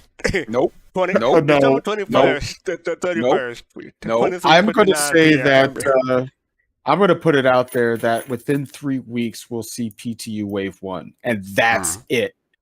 That's going to be your holiday. That's the holidays. That has been my, for as much as I love this project and praise them where they deserve it, that's been my gripe, that it's so, this one aspect is, I believe, poorly managed, and I think I'll just shut up now and let you move on. Calamitous Intent, thank you for the raid of 21 people. Welcome to Soul Talk. What's up, Raiders? Yeah, we're about to get into the ISC, but we have a couple of things before that. This should just be briefly, but talk about the crowdfunding that's going on for this IAE. Compared to previous IAEs, I think we're on par to make more money, but we'll see. You can see it on the screen. This is the Star Citizen crowdfunding development spreadsheet. We're getting a lot more citizens because of the free fly, and I'm surprised that on the 18th, which is what, 6 days ago, we got an influx of 5,500 people, or 5,504 people, and that's a lot of account. And then on the 21st, which is 2 days ago, we got almost 36,000 new accounts.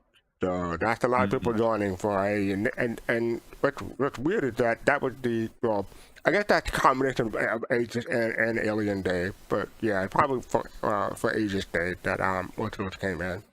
But as far as money goes, the biggest day is Drake.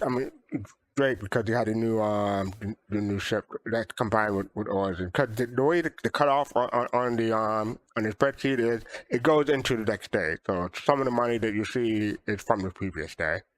Drake and Origin, the two ships that are most alike. Yeah, right. But I'm looking forward to what happens on RSI Day. That'll be, I don't know if that'll beat Origin Day, but we'll see. Well, it doesn't depend on the price of the Galaxy. That's going to sell no matter what. I'm going to reload this page, but this is the crowdfunding dashboard that's available from the CCU game. So yeah, so nothing has changed. I'm going to close that real quick. But yeah, so last year it made 86 million. This year so far is 94 million, and in November. This year, so far, we made, not we, but CIG has made 12 million. And last year, they made 21 million. So, like I said, I think they're probably going to surpass that, but we'll see. What do you think? I think so. Mm-hmm. Yeah. All right. So I think, we made it through all of that somehow. And now we've gone to ISC. This is almost an 11-minute episode. I think we're going to go through the whole thing and then talk about it at the end. So here we go. Multi-role ships in the persistent universe, by their very nature of the name, give you that flexibility. They're intended to let you experience almost every part of the game. You can change between deciding to go off to a random planet and do some cargo missions, to changing your mind and decide to do bounty hunting and bringing a bounty back and put them in your hold. So now, as we're on the verge of getting into more lawless systems like Pyro, I think multi-role is a great advantage to have, because you don't know what's lurking around the corner and you'll be able to react to whatever comes at you. And that's why we're introducing the Constellation's big brother, the RSI Galaxy. The RSI Galaxy is a multi-role vessel with true modularity that has different sections of the middle of the ship that can be changed out to support significant and real gameplay loops. It is built on the same kind of ethos as the Connie, but it's scaled up to a larger crew size. The Galaxy has a very industrial feel compared to previous iterations, and the Constellation's a prime example. It has far less focus on its combat capabilities. It's not a warship, so it's not bristling with guns, but it's got what it needs. We were just going for a ship that when you saw it, it just looked like you want to just get together with your friends, get that thing off the ground, turn it around and just fly as far as you can. For me, I think the favourite thing about the Galaxy is just the look of it, in conjunction with the layout. It does keep that classic RSI sort of sub-capital shape to it. We've got the nice big exposed engines with we've started to bring like metal onto the engines, like a kind of a titanium material to complement the kind of cooler greys and blacks of the rest of the superstructure. For me, RSI goes into kind of two different groups. You've got the slightly kind of more bulbous shaped ships, and then you've got this really aggressive arrow-headed kind of stance. And I think for me, the Galaxy kind of really falls into that arrow-shaped kind of, driving the ship forward. The interior architecture of the RSI brand is something that I really enjoy because it's got those nice upturned classic sci-fi walls that sort of canter in at the top. And it is a bit of a challenge designing those because it means they need a bit more room inside the vessel. So you just got to make sure you've got a bit more space. But when you've got a bigger ship like the Galaxy, there's enough room in there to get your accommodation for your 6 players, all your functional habitation and recreation and all your kind of crew positions and everything. There's enough room to do that and have these cool extra wide corridors with a nice architecture. Starting at the bridge, it's a central bridge that looks down onto the main part of the ship. Directly behind that, in the top deck, you have the habitation section. So you'll have a shared habitation space, and then moving further back, you have individual bedrooms, as well as the captain having their own office as well as bedroom. Behind that, you have the engineering section that looks down onto the hangar area. And it's probably one of my favourite parts of the ship, because it has a nice look down onto the actual hangar, which is a rear-loading hangar, which is really cool in my opinion. The floor beneath that is where the module is, within the centre of the ship. It's a relatively large space for the different modules you might need. And directly connecting to the module section, there's the hangar. So the 3 modules that are available are a cargo module, which increases the cargo capacity of the ship significantly. There's a refinery module, which it's got a sweet mechanism with the underneath where the cargo ramp opens and we've got the saddlebag deposit. So this thing's going to work really well with something like a prospector. And then the last one is a medical module. The medical module is split into 2 halves. So in the very centre, there's a lift that'll bring you up. So if there's anyone injured in a vehicle, you can get them straight into the actual medical wings. Alternatively, you can use the hangar at the back to fly someone in and unload them into the actual Galaxy. Inside the actual medical wing, you have an assortment of different tiered med beds for whatever injury the person might have sustained. Although it's been a while since we've showed off a modular ship or released any new ships that were modular, it isn't something that we wanted to move away from. Modular ships have a unique place in the universe because it helps push the multi-crew and multi-role ship. It's part of the reason why there's been less emphasis on multi-role ships in the universe recently. Now that we're getting closer to being able to deliver it, it's something we want to start revisiting again. The RSI Galaxy is perfect for a group of friends who want to be able to try lots of different aspects of the game and not limit themselves to one individual part, who one day might decide that them and all their friends are going to go out and do a load of mining and refining, making lots of money from gathering resources. But then the next day might decide that they want to do some cargo hauling across the verse, so they go from one system to another, transporting huge amounts of goods. The next day they might decide that them and their friends want to have a battle, so they need someone to be able to heal people. It's a ship that allows them to experience the most of the game without limiting themselves.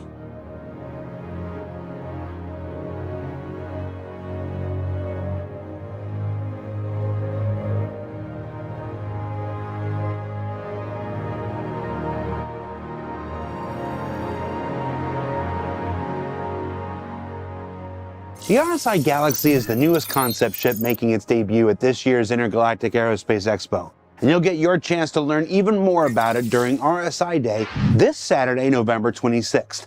But the Galaxy isn't the only rumored vehicle to arrive at this year's event. Yeah, we're gonna pause because that's a big thing to cover for that. So yeah, thoughts about the Galaxy. Anyone have thoughts about the Galaxy? Well, it's a lot of questions with it, but as far as price, how it's going to fit into the whole scheme of things, I think price is probably the biggest part. One big question though, in the medical bay, on the lift, right? Because you're supposed to be able to enter two ways, one from the lift and one from the rear when the ship comes in. Right. On the lift, there's those big, giant. It's not cargo because that's not what they are. So, just trying to figure out what those things were on that on the lift. Hold on, let me see if I can get to it. That it? No, that's the other thing. That's one of them, but I think they have a different one. There it is, right here. You talking about this part? But it's in the other picture where they right there they are. That's a refinery. Okay, I'm looking on the wrong. Yeah, you're on the wrong. Yeah, that's the refinery. This one is the medical. Right, that's the one. I'm looking on the other screen. And I'm a few seconds behind you. Okay. All right. Okay. Yeah. So those, big pieces because it's not cargo. Because cargo. They're probably medical supplies. You think so? Okay. It's pretty big. I'm thinking so. I'm thinking. They're about one SCU is my guess. They're the individual containers. Yeah, just probably medical containers. Isn't that Soylent Green? Is that how you say that? Soylent Green. Oh Jesus! Kusanagi's going with the Kusanagi's. Kusanagi's going with the FEMA body bags conspiracy. Jesus! Stop. Those turn into dinosaur cubes so you can feed dinosaurs from dead people. No. But I mean, overall, I do like the look of it. It's too big for me. I mean, I know I have to cook. I don't have to cook. I have the BMM and I know I have the Endeavor. But like I said, when I bought those two ships, they were smaller in size than what they're going into be. So I'm probably not going to get into this, but I do like the look of it compared to a Constellation. How about anyone else? It's a cool ship. Wait, did Fastcart just tell us he likes a grower? No. On ships, of ships. Don't feed it. Looking at you, Kai. I'm looking at you disappointed. No, but so yeah, I'm thinking $500 US dollars. That's what I got. Yeah, maybe about that. I did the math. I was doing math earlier, and it looks about double size as the Connie series, and if you average those out, it's about 250, 275. I forget what I figured it out, but that doesn't include the modules though. It's going to be I think it's $500 plus the modules. Say $500 for the ship itself, maybe $40 to $50 for the module. I think the module's going to be bigger. I think it's going to be a lot higher. And expect that number to grow considerably in the next year or two. Mm-hmm. Yeah. Well, some people are... Oh, yeah, DK. I was going to say one of the things I wanted to add is the med bay. Where is this going to fit with the where's the Apollo going to fit with this now? That's it goes in the back. Fit. I don't think it won't fit. No. Yeah. I'm not talking about where it fits in the ship. I see I'm talking about what about the Apollo? Right. Where's it going to fit now? Because you have this medical. No, I'm talking about you've got this medical module. That's seems to be having all those capabilities. Isn't that what the Apollo was for? So where? Yeah. Huh? Yeah. It's just a bigger. It's a bigger version. I mean, you've got different size ships. This has to sit between the Apollo and the Endeavor, then. So I think what you're looking at. So there's a possibility of a tier 1 medbed. I think what you're looking at with one of them. I don't think so. I think what you're looking at with one of them is a dedicated smaller medical ship. and the other one is a larger exploration ship that has, like when you deploy a group of Marines, when you have medical facilities, you have other things that are there. It's not meant that medical facility is their main focus. It's literally just an adjunct capability that they have. Lights and E that they never go up in price. It hasn't in several years, but I would not be surprised if it starts going up in price. But they're not going to. They haven't started making it, so I expect it to stay at 50 for It's going to this year. stay. It's going to stay until they actually do stuff with it. And when they get to the point where they're actually working on it and adding stuff, and it's growing and it's getting this and that, that's when you're going to start to see it. So not yet. So if you decide to get the Endeavor tomorrow on Mesh Day, or if you just get a CCU from like the Starfarer Gemini to the Endeavor, you can get that for $10, or you can get something a little more expensive for $20. But a CCU is probably the way to go if you're not interested in getting the full ship right now.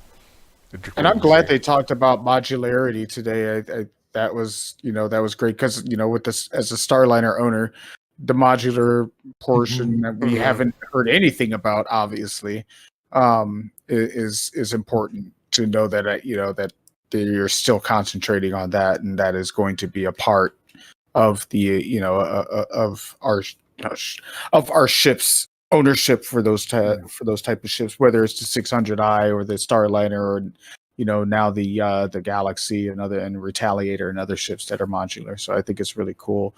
So maybe one day I'll hear some information.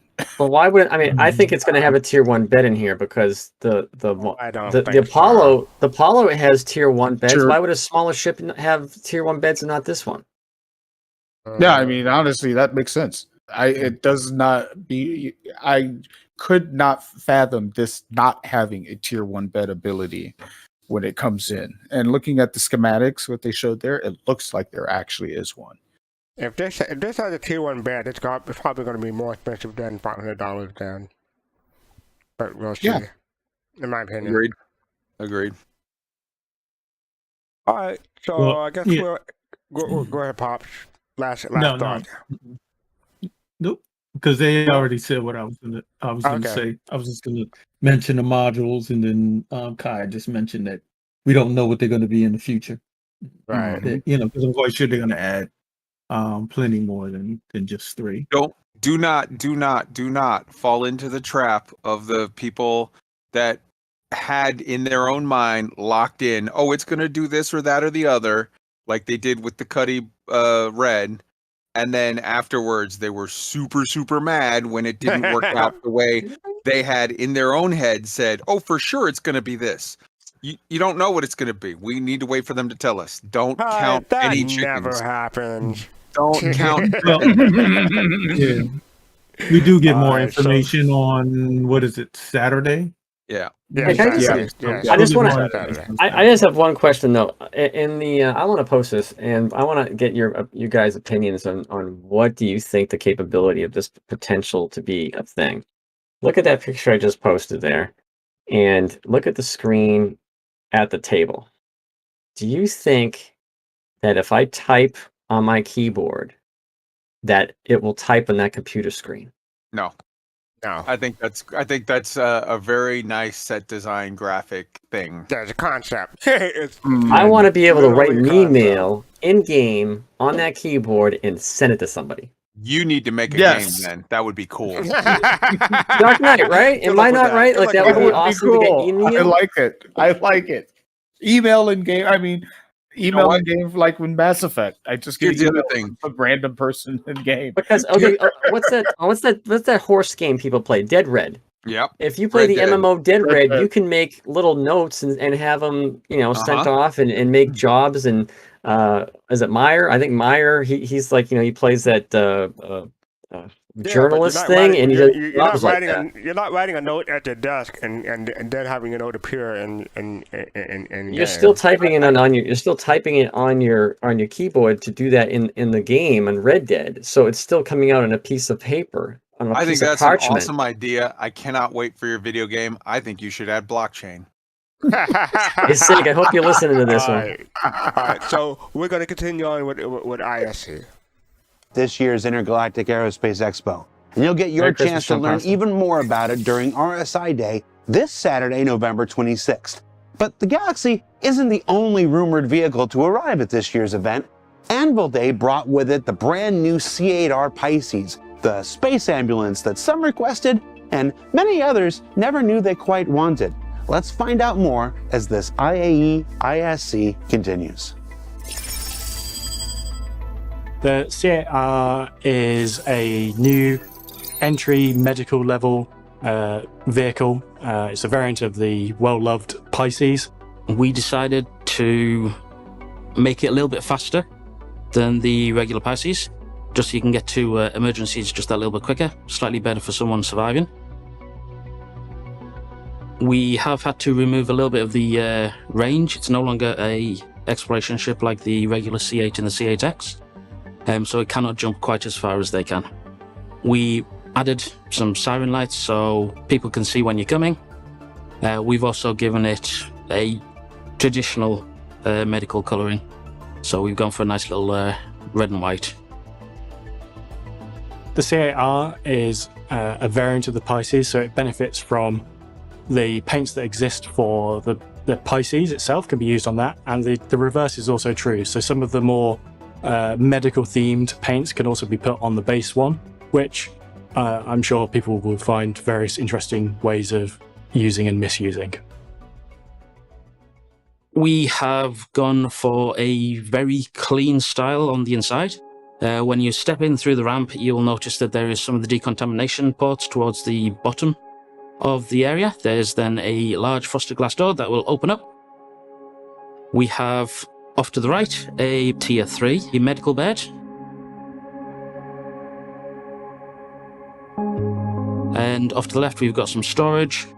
We've got a fridge for you that's stocked up with a couple of meds for you when you get the ship. We've had to remove one of the jump seats that came with the regular C8. However, that's been replaced with the medical terminal. It's also a great partner to the Carrack, which obviously has a Tier 2 medical bed. So now Carrack owners can use C8Rs as sort of a advanced medical scout to be able to ferry injured people back for further treatment. I can see people using it for going out to bunker missions, just getting out there, doing all the murdering that they do, getting all the stuff back into Pisces, and then making sure that any nicks, cuts, grazes, or broken arms that they've got fixed before they move on to the next location. The C8R is obviously for those sort of players who want to support other players in the game. It's never going to win a combat fight. It doesn't have the durability to last in engaged combat. But it is there primarily and almost solely to rescue injured players or NPCs and keep them alive long enough to get them to somewhere to heal more severe injuries. So what did we learn this week? Well, we learned that specialized vehicles will always have their place in the persistent universe, but that a more rounded, multi-role experience might just be what's needed out there in the less civilized regions. That the Galaxy isn't just the Connie's big brother, but a return of player-facing modularity and potential harbinger for that system's future development. And that the new C8R Medical Pisces isn't just a standalone ambulance, but a solid addition to any ship with a hangar that can support it. Now, if you watched last week's Star Citizen Live IAE 2952 Supertalk Spectacular, you might have heard me mention about us finally pulling the curtain back on the Polaris internal layout rework this week. And here's where we have sort of a good news and bad news type situation. The bad news is that the shortened Thanksgiving holiday this week means we weren't quite able to get that going where we wanted it to be for this show. But the good news is that we'll have plenty of time to explore the new Polaris concept layout next episode. So hopefully with even a more in-depth look than we would have managed this week. So stay tuned for that. For Inside Star Citizen, I'm Jared Huckabee. Happy Thanksgiving to those who celebrate, and we'll see you all here next week.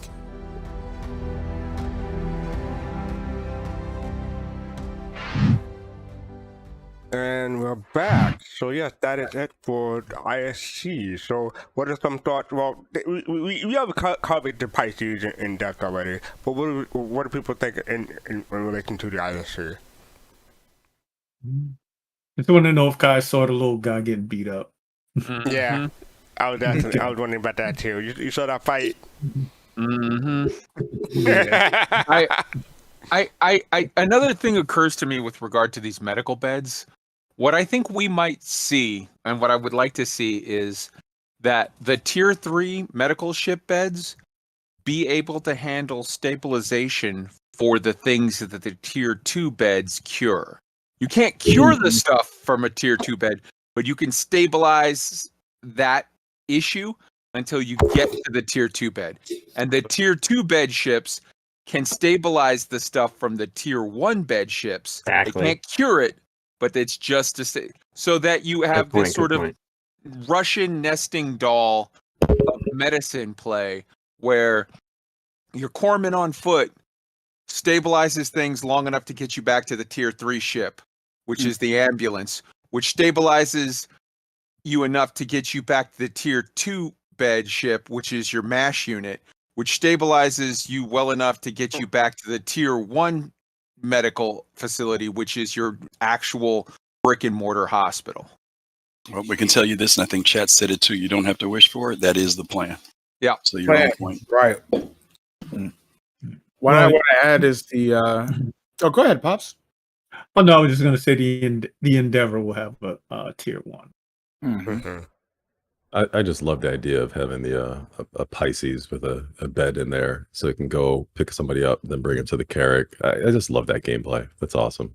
Exactly. I like the fact it comes with, like, you go in there, you need a certain medical pen.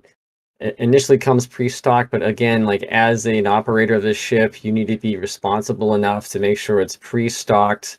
You have to physically put stuff in there for your rescues, and like a regular person, a regular ambulance operator would have, or like an air flight crew would need to do for a med flight. This right here is just like phenomenal. I think it's great. Do you think that that's really going to happen, or it's going to be like refueling repair, where when you land, a little menu option comes up and it says, "Hey, it's 80 credits to quote restock the med." I mean, that could be a thing. It would be nice, but maybe you want to add something to it. So yeah, some options. That'd be cool. Hell yeah. Yeah, I'd rather see it manually restocked. I know it sounds quick and easy, but it gives you reasons to go into the landing zones. If we start eliminating reasons why people need to get off their ships and stuff. Yep. For mechanical stuff in relation to the ship, yeah, but just like when you want to put on your hot suit or your frozen suit, that stuff is stuff that, as part of logistics, you bring with you. And that means you make the stop at the hospital, you grab that stuff, you bring it on. And not to be funny, but the fact that they even allow us to do it from the hospital now, where you don't have to log it onto yourself, you can just bring up your ship name and have it put in there immediately. That's a good enough mechanic for me. That's a good enough mechanic. I like the idea of being able to do it from the pad, but I think what will happen is then people will not interact with the social dynamic of going into facilities and doing all the stuff that needs to be done there. Pain in the butt because you got to get on the tram, right? Go all the way to the hospital and come back. But, that's the game. Yeah, it's true. One thing else. I mean, also. Go ahead, Pops. No, go ahead. Oh no, I was just gonna say that the with the oh shoot, now I almost lost my train of thought. Oh man, go ahead, Pops. I'll come right back. No, I was just gonna say that to get a restock, you can always call Space FedEx, and they can deliver your stuff. Well, Space Amazon. To your point, yeah, Pops. Space Amazon. Lefty at Test Squadron was sharing with the guys today and talking about how people, even now currently in the game, can act like they are arms deliverers, right? You can have somebody who literally what they do is stock their ship up with all the different types of weapons. And they can go somewhere if they're in your org or your group, and they could be the person that provides that stuff to the people when needed. Mike does that, right? Yeah, so I'm just saying, there are some aspects, and I know for some people it's considered role play, but if you do want to find those other things that you can do to start, working in those ways, you can do that, right? That now you people don't have to say, oh, I got to go back to my home planet and get my favorite weapon. There may be somebody who says, hey, here's the weapons arms carrack, you know what I mean? I've got every type of gun on this ship. You guys just pay me, and here's your gun. You could have them loaded up in the gun racks in the back. People come back there and buy the stuff. There's a lot of cool things that you can do to start moving in that direction already. Right. Oh, I remember. I think a lot of good, DK. It was with the Polaris, and they were talking about the reconcepted walkthrough of the Polaris. I'm just waiting for the reconcepted walkthrough of the Genesis Starliner. Yeah, I'm waiting for the reconcepted of the Endeavor. Okay, the next 2 years, y'all. Fastcart and DK, y'all. That's all they're gonna talk about. I just want y'all to know that Banner and Genesis. That's all they're Crusader gonna Day, folks. Nah, but what about the Endeavor? Nah, wait. Before we go too far off, Pops had something there. Yeah, Pops. Oh, I was just saying that people just need to be aware. I mean, you can play the game quick and fast, but I think we all need to really think the game shouldn't be thought of that fast, because you're gonna have to plan. Especially when you're talking about going into star systems that are undiscovered. I mean, you're gonna need a way for people from your org, especially if you have a big enough org, to bring supplies to you. Just like if you're out mining and you're Orion and you've got, good yield, you're not going to want to pull your Orion out. You're going to want people to come and deliver to you. So, you're going to need planning. You're going to need planning. Yeah, logistics and everything, yeah. Exactly. You're going to need delivery people. L-Doc asked a question. So with Jawas in the next package, then we expect piracy to increase greatly. Yes or no? Will piracy increase greatly? Yeah, piracy, the mechanic's not even in the game. I mean, in the fullest sense of it, when we knew what CIG has told us. And I know a lot of people when they think of lawlessness, they automatically think of piracy. I think there's going to be hurdles for both people, the people who are being pirated as well as the pirates themselves. Pops, you just hit on something about logistics and stuff, right? And a lot of us come out of the EVE gameplay where there were jump gates. You came out of a gate, you had to be worried about getting caught in a bubble. Piracy took place. But in Star Citizen, trade lanes are going to be a factor, but you're also going to have way more space to operate in. And it's almost like trying to go into Aaron's belt right now and try to find somebody who's mining. It's not an easy thing to do. It can be done, but you have to do planning. And I always reference Mongrel Squad. When they do piracy, they do freaking intel on people. They don't just fly around and randomly come up on somebody. They check everything from names on the playlist of people who are players to going to space stations and seeing people who are walking up the terminals, people who are pulling out ships. They scan them, they follow them for a while. They do a whole lot of stuff. And no, I'm not talking about KBN. I'm not talking about stream sniping.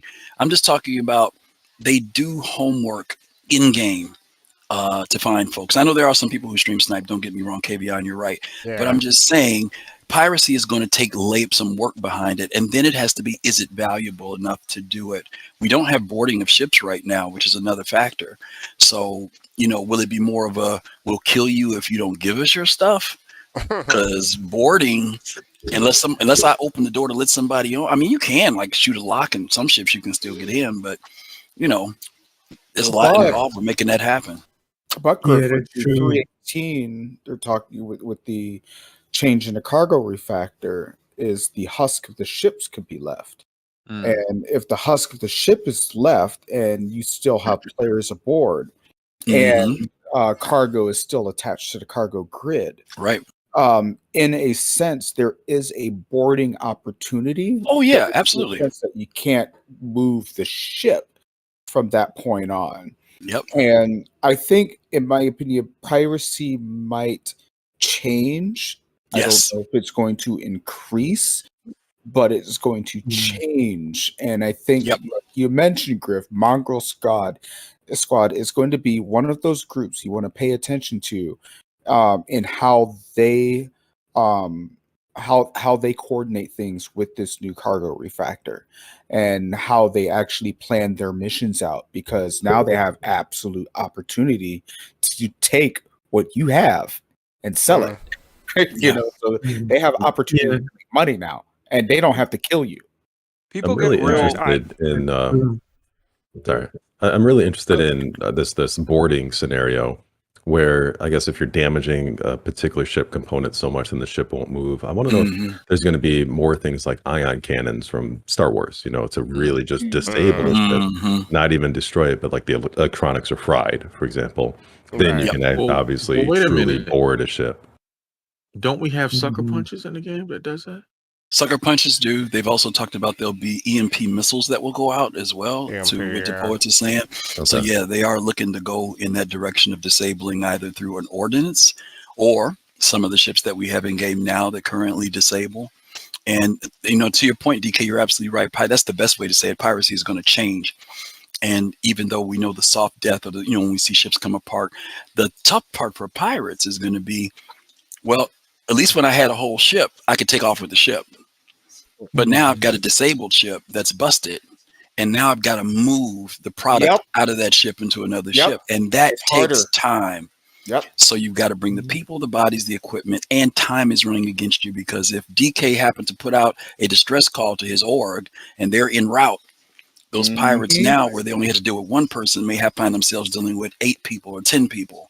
So the game is going to change, and it may luck up. Don't get me wrong. You might be that solo guy that didn't have nobody to call, and they get to take the whole thing with no problem. So what about the scenario of putting like all disruption or distortion cannons on a like a reclaimer? So the reclaimer just going out, wrecks up on something, disables it, and then you're stripping as well as cargo. That fits in though with the point that Griff was making earlier. There's a gray area right now. It gets real fuzzy between pirates, murderers, and griefers. Yeah, a pirate is attacking you. Sorry, I think we're getting off topic here, but I think we're trying to. I'm trying to wrap up the ISC so we can get on with the thing. But yeah, that is a good discussion. But Griffin, also this is after dark. Yeah, Griffin, I want to ask you. Do you think we should do all of the IAE Jack thing in one go, or do them one by one and talk about them? No, I mean, you mean right now up to number 7? Yeah, up to number 7. No, you mean stopping and then going and stopping and then going. I'd run through them because we can stop and talk about each one of them for freaking 10 minutes each if we wanted to. So just run through them and then we'll just do a wrap up. All right, so yes, this is the IAE. We're going to do 1 through 7 and then talk about it. So here we go. It should be about 11 minutes. Liberty, ingenuity, equality. These ideals connect each and every one of us across this vast empire of stars. As such, I want you all to meet the 2952 Cutter from Drake Interplanetary.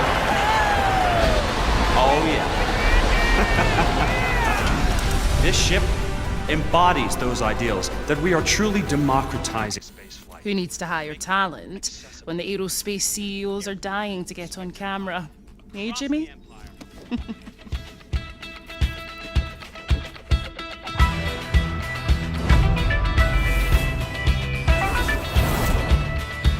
It's all about the hard-working people of the UEE.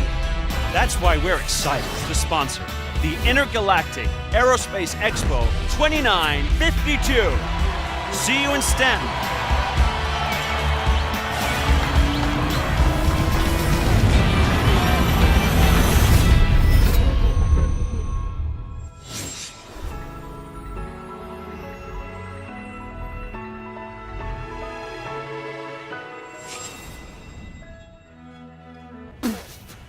What in the unholy hell? They think I'm dead? Unbelievable! Bob! I cannot believe that they moved on without me. After everything I did for them. Would a call have killed them?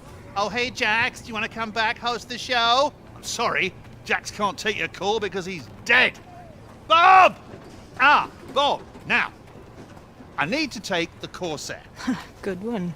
Now, I came out here to get inspired, and I've just been hanging around, tending to my garden, and pillaging and plundering with you lot.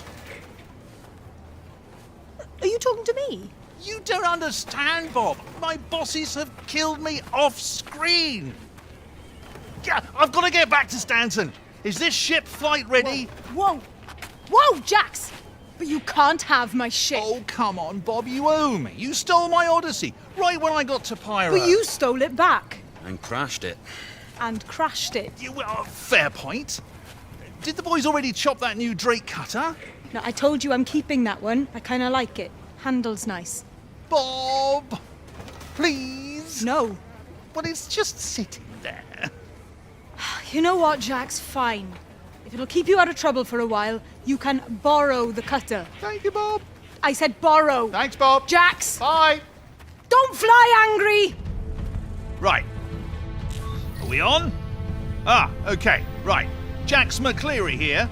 Obviously, I'm not dead. Just thought you should know. Looks like we're going back to Stanton. Here we go! Okay. Ah, throttle's over here. Interesting. That does make a little bit more sense. Okay. Here we go.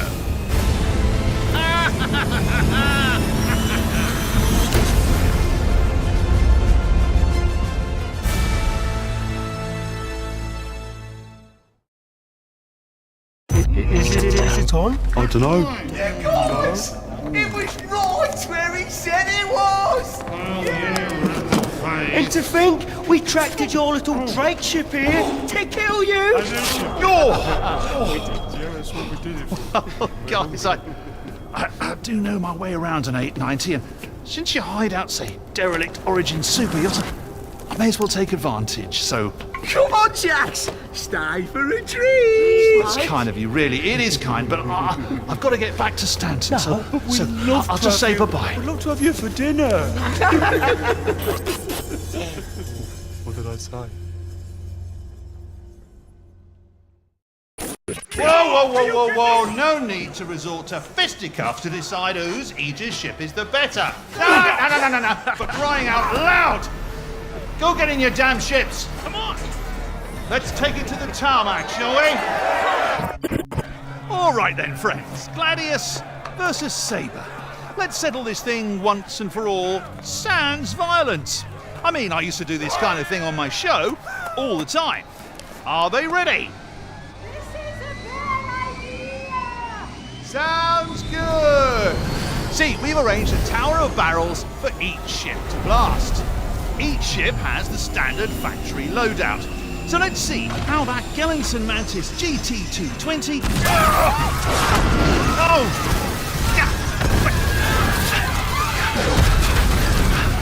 I think maybe we should get out of here. Where have I put the cutter? Oh, there it is!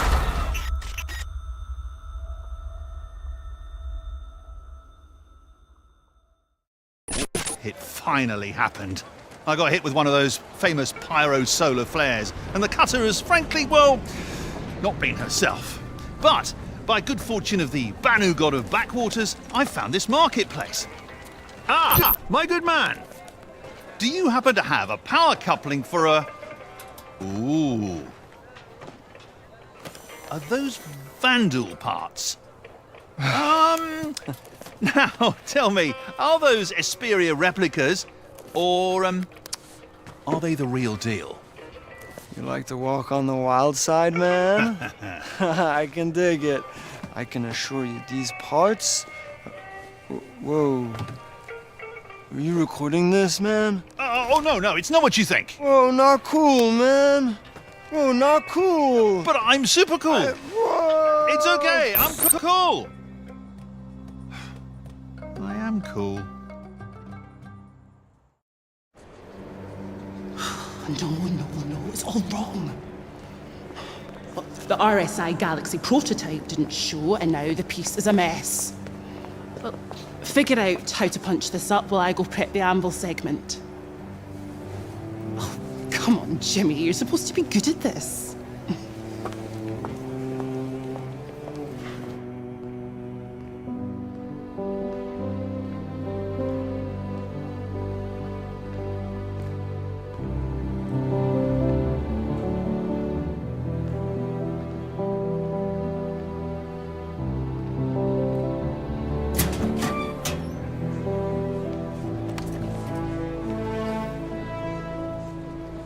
Pick yourself up, mate. No time to feel sorry for you.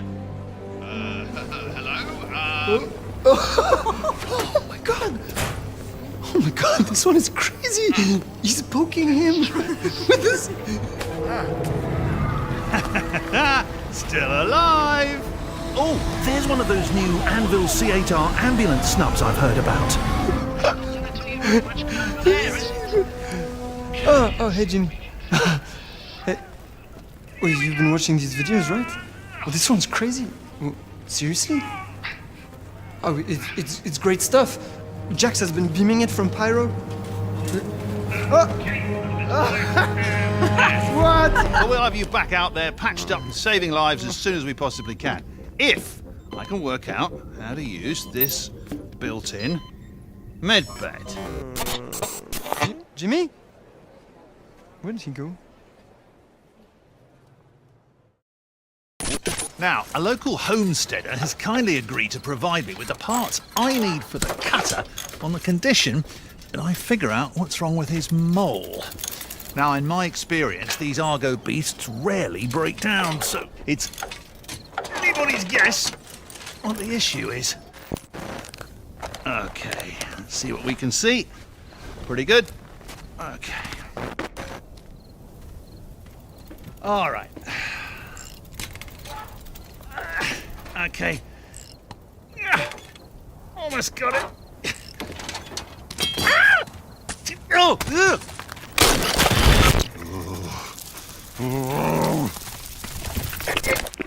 Well, I fixed it. The mole should run fine now. I do have some bad news, though. You got crabs. Come on!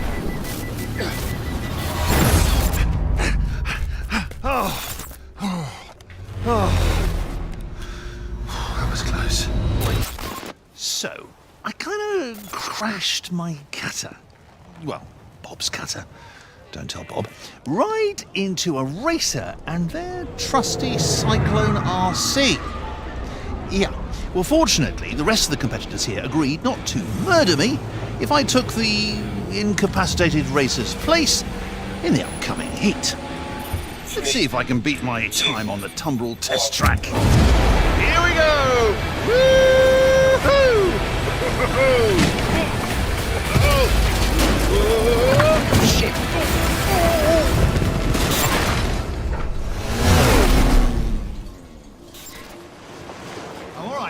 I'm all right.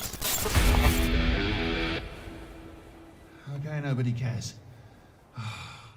Come on! And we're back. So that is all 7 of them. We're gonna not rapid fire, but just go, free for all. Who wants to talk first about what they like or what their favorite part was? I'll go ahead and go. So I love the fact that these are stories. They're not really so much as a ship commercial as they are stories that just happen to mention the ship from that day. So like you saw in the Crusader one, he was talking about the Tumbrel RC. It just happened to crash into the Tumbrel RC. But then you see a Mercury Star Runner landing in the background. Or, for the Mole Day, he was, for Argo Day, he wasn't really talking about the Argo in the sense that, oh, this is the Argo and, trying to sell a ship. It was more of, it's Argo, it broke down, and this is really rare. But then we see a Pyro Crab. It's just like all of these little things are just stories of Jax trying to get back to Stanton. But it's done in a way that it also gives a slight focus on the event of the day, which I think was really, really cool. But I love the story. That's the part that's really fun, and they're able to do it every single day so far. Yeah. Pops, you want to say something? Yeah, I was just gonna say, I'll let my son and talk about the video thing that's going on that he's been streaming. But two things. I hope we have NPCs with personalities like Griff mentioned earlier. I think it was Griff in chat that mentioned earlier about the personality of the vendor. I hope we have vendors with these type of NPCs with these type of personalities. And I also think Jimmy is going to come and rescue him. Yeah. Because if you notice, he said that, right, when they were in the locker, I guess they were in the locker room or wherever they were at. Right. And they said Jimmy, and it sounded like Jimmy took off running. Yeah, I am looking forward to that reunion. What are you going to say first? All right. So what Pops was mentioning is if you look at the video, right, we were discussing this earlier. He's live streaming off of his Moby Glass. And we were talking about, this is theory crafting. This doesn't mean that it's in the game or it's going to come. This is just theory craft. So disclaimer there. We were talking about that gameplay of being able to live stream off of your Moby Glass and what does that mean in game, if this is possible and coming into the game. And we were talking about, as far as functions from FPS, streaming your gameplay to somebody privately or broadcasting it publicly, and we were kind of just theory crafting about it, with Colossal and everything. So that's pretty much it, as far as that is concerned. I just wanted to bring up. If you see on this little screen, I'm sorry, Adam. Okay. You see on his screen he has likes and dislikes, and I noticed that. Yeah, whether or not you want to, donate to him or not. Yeah, we thought that was really. That was pretty cool. I like how it was a series of unfortunate events. Type of Basically, one thing after another that just tied into the theme of the day. Like, of course, obviously seeing the Banal Merchant Man in the background was just perfect. Of course, that was, out of all of these videos, that was the one where I actually stopped, rewound, because I wanted to get the best possible screenshot of it. Yep, freeze frame. That's the one I was on. Let me see. Let me go back and that's probably my favorite. And the whole like, not cool, man, not cool. I think that was nice. Well, you got to remember though, too, the Levski guy. Remember when we used to pull into Levski back in the day before they took it out? That guy had that personality. Whenever you would that guy was on drugs. One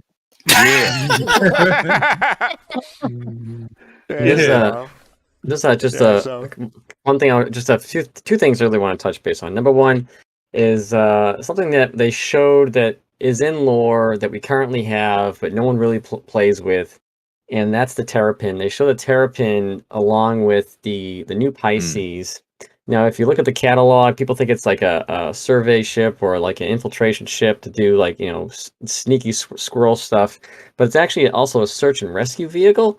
So they show two of them above the Pisces. So it's interesting to see. Maybe we'll get an ambulance version of that ship. Maybe there'll be a med bed on that or something like that. And you mentioned one of them, fastcart, but I just want to talk about the memorable quotes that they had in this, and it was just like writing was so pretty good on this. So please, Bob, please, and this is a bad idea. And not cool, man, not cool. And then don't tell Bob. I just was like, oh, this is like just some really good stuff, and it keeps it really upbeat. And I think that just helps so much in telling its story to the community. So the writers, two thumbs up for the writers there. So thank you. Jack's personality definitely came out in the series more than anything, I think. And I'm interested in the Galaxy Prototype tie-in. I wonder what's that about. We'll find out. Yeah, 2 days. Well, 2 days. Yeah, on Friday. that whole part with this is a bad idea was absolutely hilarious. Mhm. They had me rolling when they that. Oh, another thing I wanted to And- mention too.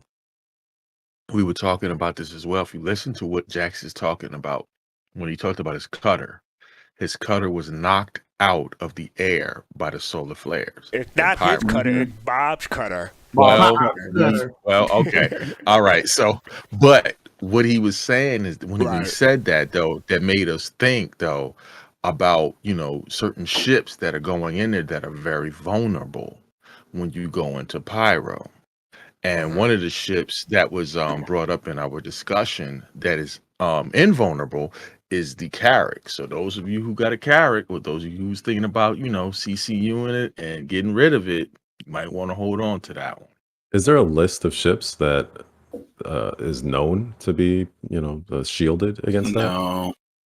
No, you can. They don't have an official list of them. They've just mentioned about it because of its expeditionary capabilities. But what they've talked about is that the magnetic fields from the flares in pyro will have an effect. That's all they've ever said, is that it will have an effect on you flying through there. So whether it disables you in space, whether it disables you when you're in atmosphere and you're flying, and all of a sudden you lose power, we'll see. That might be one of the other tough things about being in a system that everybody says that they just can't wait to get in. And Papa Doc, thank you for the bits. Appreciate it. Thank you so much for the bits. Thank you, Papa Doc. Yeah.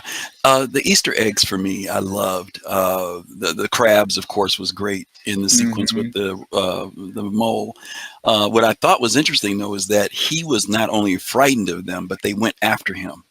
Usually small creatures like that, when you're big, they run away from you. No, they Griffin, went. real quick, I think he kicked one, and then they started coming after him. So it wasn't until he kicked one. But my point is that they're aggressive, and normally when you're big enough to something, things run away from you. But that when the mob came after him, they were chasing him. So people kept wondering, and I think if I'm remembering correctly, those are the same. Those are the smaller versions of the big crab that we've seen in the game. So I am curious to see whether or not they're aggressive, that they will be something that you have to worry about. One or two, you can kick them, but 20 or 30 of them coming after you might be enough that you got to get out of there. I'm just curious to see what happens with that. Oh, Griff, I just want to make sure that you know the proper name. They're not crabs. They're GG nightmares. Nightmare crabs. We used to call them. We used to call them the nightmare crabs, but they're whip crabs. But we used to call them the nightmare crab. Yeah, because they're pretty scary looking. Yeah, they're pretty scary looking. Gigi would take a railgun to those things. Yeah. Another thing that was a good Easter egg, and the poets touched on it a little bit, was that we got a vision of what a marketplace will look like with the BMM. That ship towered over a very large area, whether that's because when you're delivering, you find places like that to land, where there are shops and things and people can come to your ship, which is really great. I was blown away by the size of the BMM. Just going to ask you that. And if they're doing that to scale, I'm still offering fastcart $200 for his. I dropped it by $50 because he says he don't want to fly big ships. So, but there's a logistics side to flying that ship, though, which means that it also can't go everywhere because of its size. It has to be someplace that can accommodate it and where you want people to be able to come to it. So I'm really curious to see how that's going to turn out. I'm hoping that I'll be able to dock at places and let people come on to visit the bazaar on the ship, but we'll see. I honestly don't think it's going to have. I don't think it's going to have any issues flying anywhere, because if you look at that bazaar, that was like a random place. Yeah, on a I don't think they're planet, going to need. I think it's going to be like a reclaimer where you can only spawn in certain areas. I think that BMM, you'll be able to get it almost everywhere. No. I meant in the sense of purposeful when you want to sell stuff. I'm saying, I mean, you can land in the middle of the desert, you know what I'm saying? But I said, I think what would be cool is that you will look for places like that makes sense, that where there's an economy going, is all I'm saying. You know what I mean? Whether it's a homestead or some small town where you've got the NPCs and players that will come to you. Because if you just park in your random place with it, people got to know you're there, How long do you think you'll be there? As long as you want to be, I guess. You could park there for like a week and just... How much supplies do you have? Is there a deal? Get more? Is there a deal for even being able to park there? You're in Pyro. Yeah. Is the gang allowing you? Do you have reputation that allows you to land in that space? that could be something that they implement. I'm not saying it is. I'm just saying, can you just go anywhere is going to be a question. Can you just go anywhere where there are populations at and just plop any of your ships? It doesn't have to be a BMM, any ship, And throughout the stuff, I just want to say I really like these short forms film that they're doing this year. Because last year they were doing long forms. It wasn't every day last year either, so they were like maybe every 3 days, something like that. But they're doing every day, but they're like less 1 than a minute minute to 2 minute long, and I really like. I really prefer this format compared to previous format. So hoping they do it to continue doing that. How about everybody else? I love it. Yeah, I think it's very interesting. It's engaging. It's engaging. Give you something for every day. Yeah, most definitely. And also, I don't. Go ahead. No, I don't think he's gotten off of that planet. I think he's definitely stuck on that planet. Yeah, he's definitely still stuck on that one planet. He can't get off. Solar flares. Yeah, those solar flares are mean. I mean, it's like you said, it's a series of unfortunate events. You've been trying to get out to get to Stanton, and you keep getting sidetracked. But yeah, so we have like another week or so of this, and yeah, we'll see what happened to Jax. All right, so up next we have, the Soul Citizen charity live stream. We're still raising money for Gamers Outreach Foundation, so if you want to donate, please feel free. And that's going on until the end of December, Griffin? No, end of November. We've got a different charity next month for the month of December for end of the year. So this is going to end at the end of November. All right, so end of November. So another week or so. After that, we have the Bar Citizen. So I'll click that out. In Milan? I'm just kidding. Yeah, right. So this is a virtual Bar Citizen on December 3rd, 2022. We have 2 sessions, noon Eastern or 5 p.m. UTC until 4 p.m. Eastern or 9 p.m. UTC. That's the first session. That's for more of the global folks that are not in the U.S. And then we have a late session that's 5 p.m. to 9 p.m. Eastern or 10 p.m. to 2 a.m. UTC. That's more for the people who are on the western side of the hemisphere. No, that's not true, because if you're in Japan or something, you could come to that one. Fine, okay, fine. They're both for global, wherever people can come in and fit in. Yeah. So hopefully, Chris Lang put the link in. I appreciate it. Thank you for that. And yeah, so come hang out. If you want to stay for the whole day, you can. If you want to stay for partial of it, you can. So it should be a lot of fun. So we'll be talking about the IAE and what have you. After that, we have so Podcast Saturday. So join us on Saturday for Podsat Saturday, our podcast Saturday, starting with Soul Voices at 3 p.m. Eastern, where we talk about what's going on in the community, but it's more of a one-on-one conversation. Griffin hosts that at 3 p.m. Eastern, 8 p.m. UTC, and we cover topics from Reddit, topics from Spectrum, and something from the industry in general. And after that, we have the next show on Sunday. This is the IAE 2952 Sunday, November 27th, 8 p.m. Eastern. That'll be 1 a.m. UTC. And it should be a lot of fun. Quite a few of us are going to be on for that one. It won't be a rehash of this show. So that's my feel. So it should be a lot of fun. What do you think, Griffin? Yeah, definitely. Something different. It'll be culminating toward the end of what's been going on with the show. So we'll get to give our review and overview of stuff that we got and stuff. Of course, you got stuff you guys want to share with us too. I don't see a raid target and thing. So if someone want to look for that while I'm finishing up, please do. Yes, sir. So I want to say real quick, you were talking about our international citizens. So we see Washoi there from Japan. Arigato gozaimashita. Oh, hey. How you doing? Oh, I was remiss. Before our event on December 3rd, Luso is going to be doing a DJ show on Twitch. So that'll be on twitch.tv/fastcart. So check them out before if you want to hang out and have some fun with some good music before our event. Yes, I did. 10 a.m. these. Okay, what time is it? 10 a.m. 10 a.m. Eastern. Okay, cool. Thank you. So yeah, I did the IE on this one. Oh yeah, so we have reaction reviews up. We have a new She-Hulk episode, so check that out on YouTube. If you want to become a Soul Bro, Soul Sis, or Soulmate on YouTube, you can click the join button below. Soul Citizen membership has privilege. I want to thank everybody for being here. We had Amma Kusanagi, the poet, Dark Knight 75, Face to Face, Kaizen, Hot Space, and my co-host, GriffinGamingRPG. Thank you all for being here. We're on social media. We're Soul Citizens everywhere with an S on the end.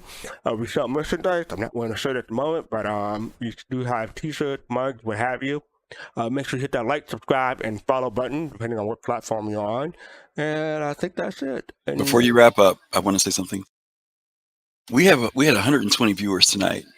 So I want to say thank you to everybody who's here. I don't know if you're here because of the holiday and you're off or because nobody else is streaming, but we appreciate you guys coming and hanging out with us tonight.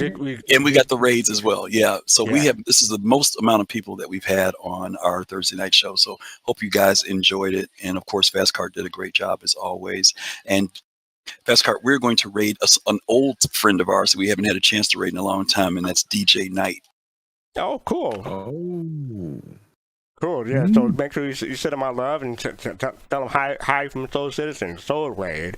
And with that, yeah, that's everything. Thank everybody for hanging out on the holidays, like Griffin said. And with that, peace, love, and soul. Take care, everybody. And make sure you enjoy those green.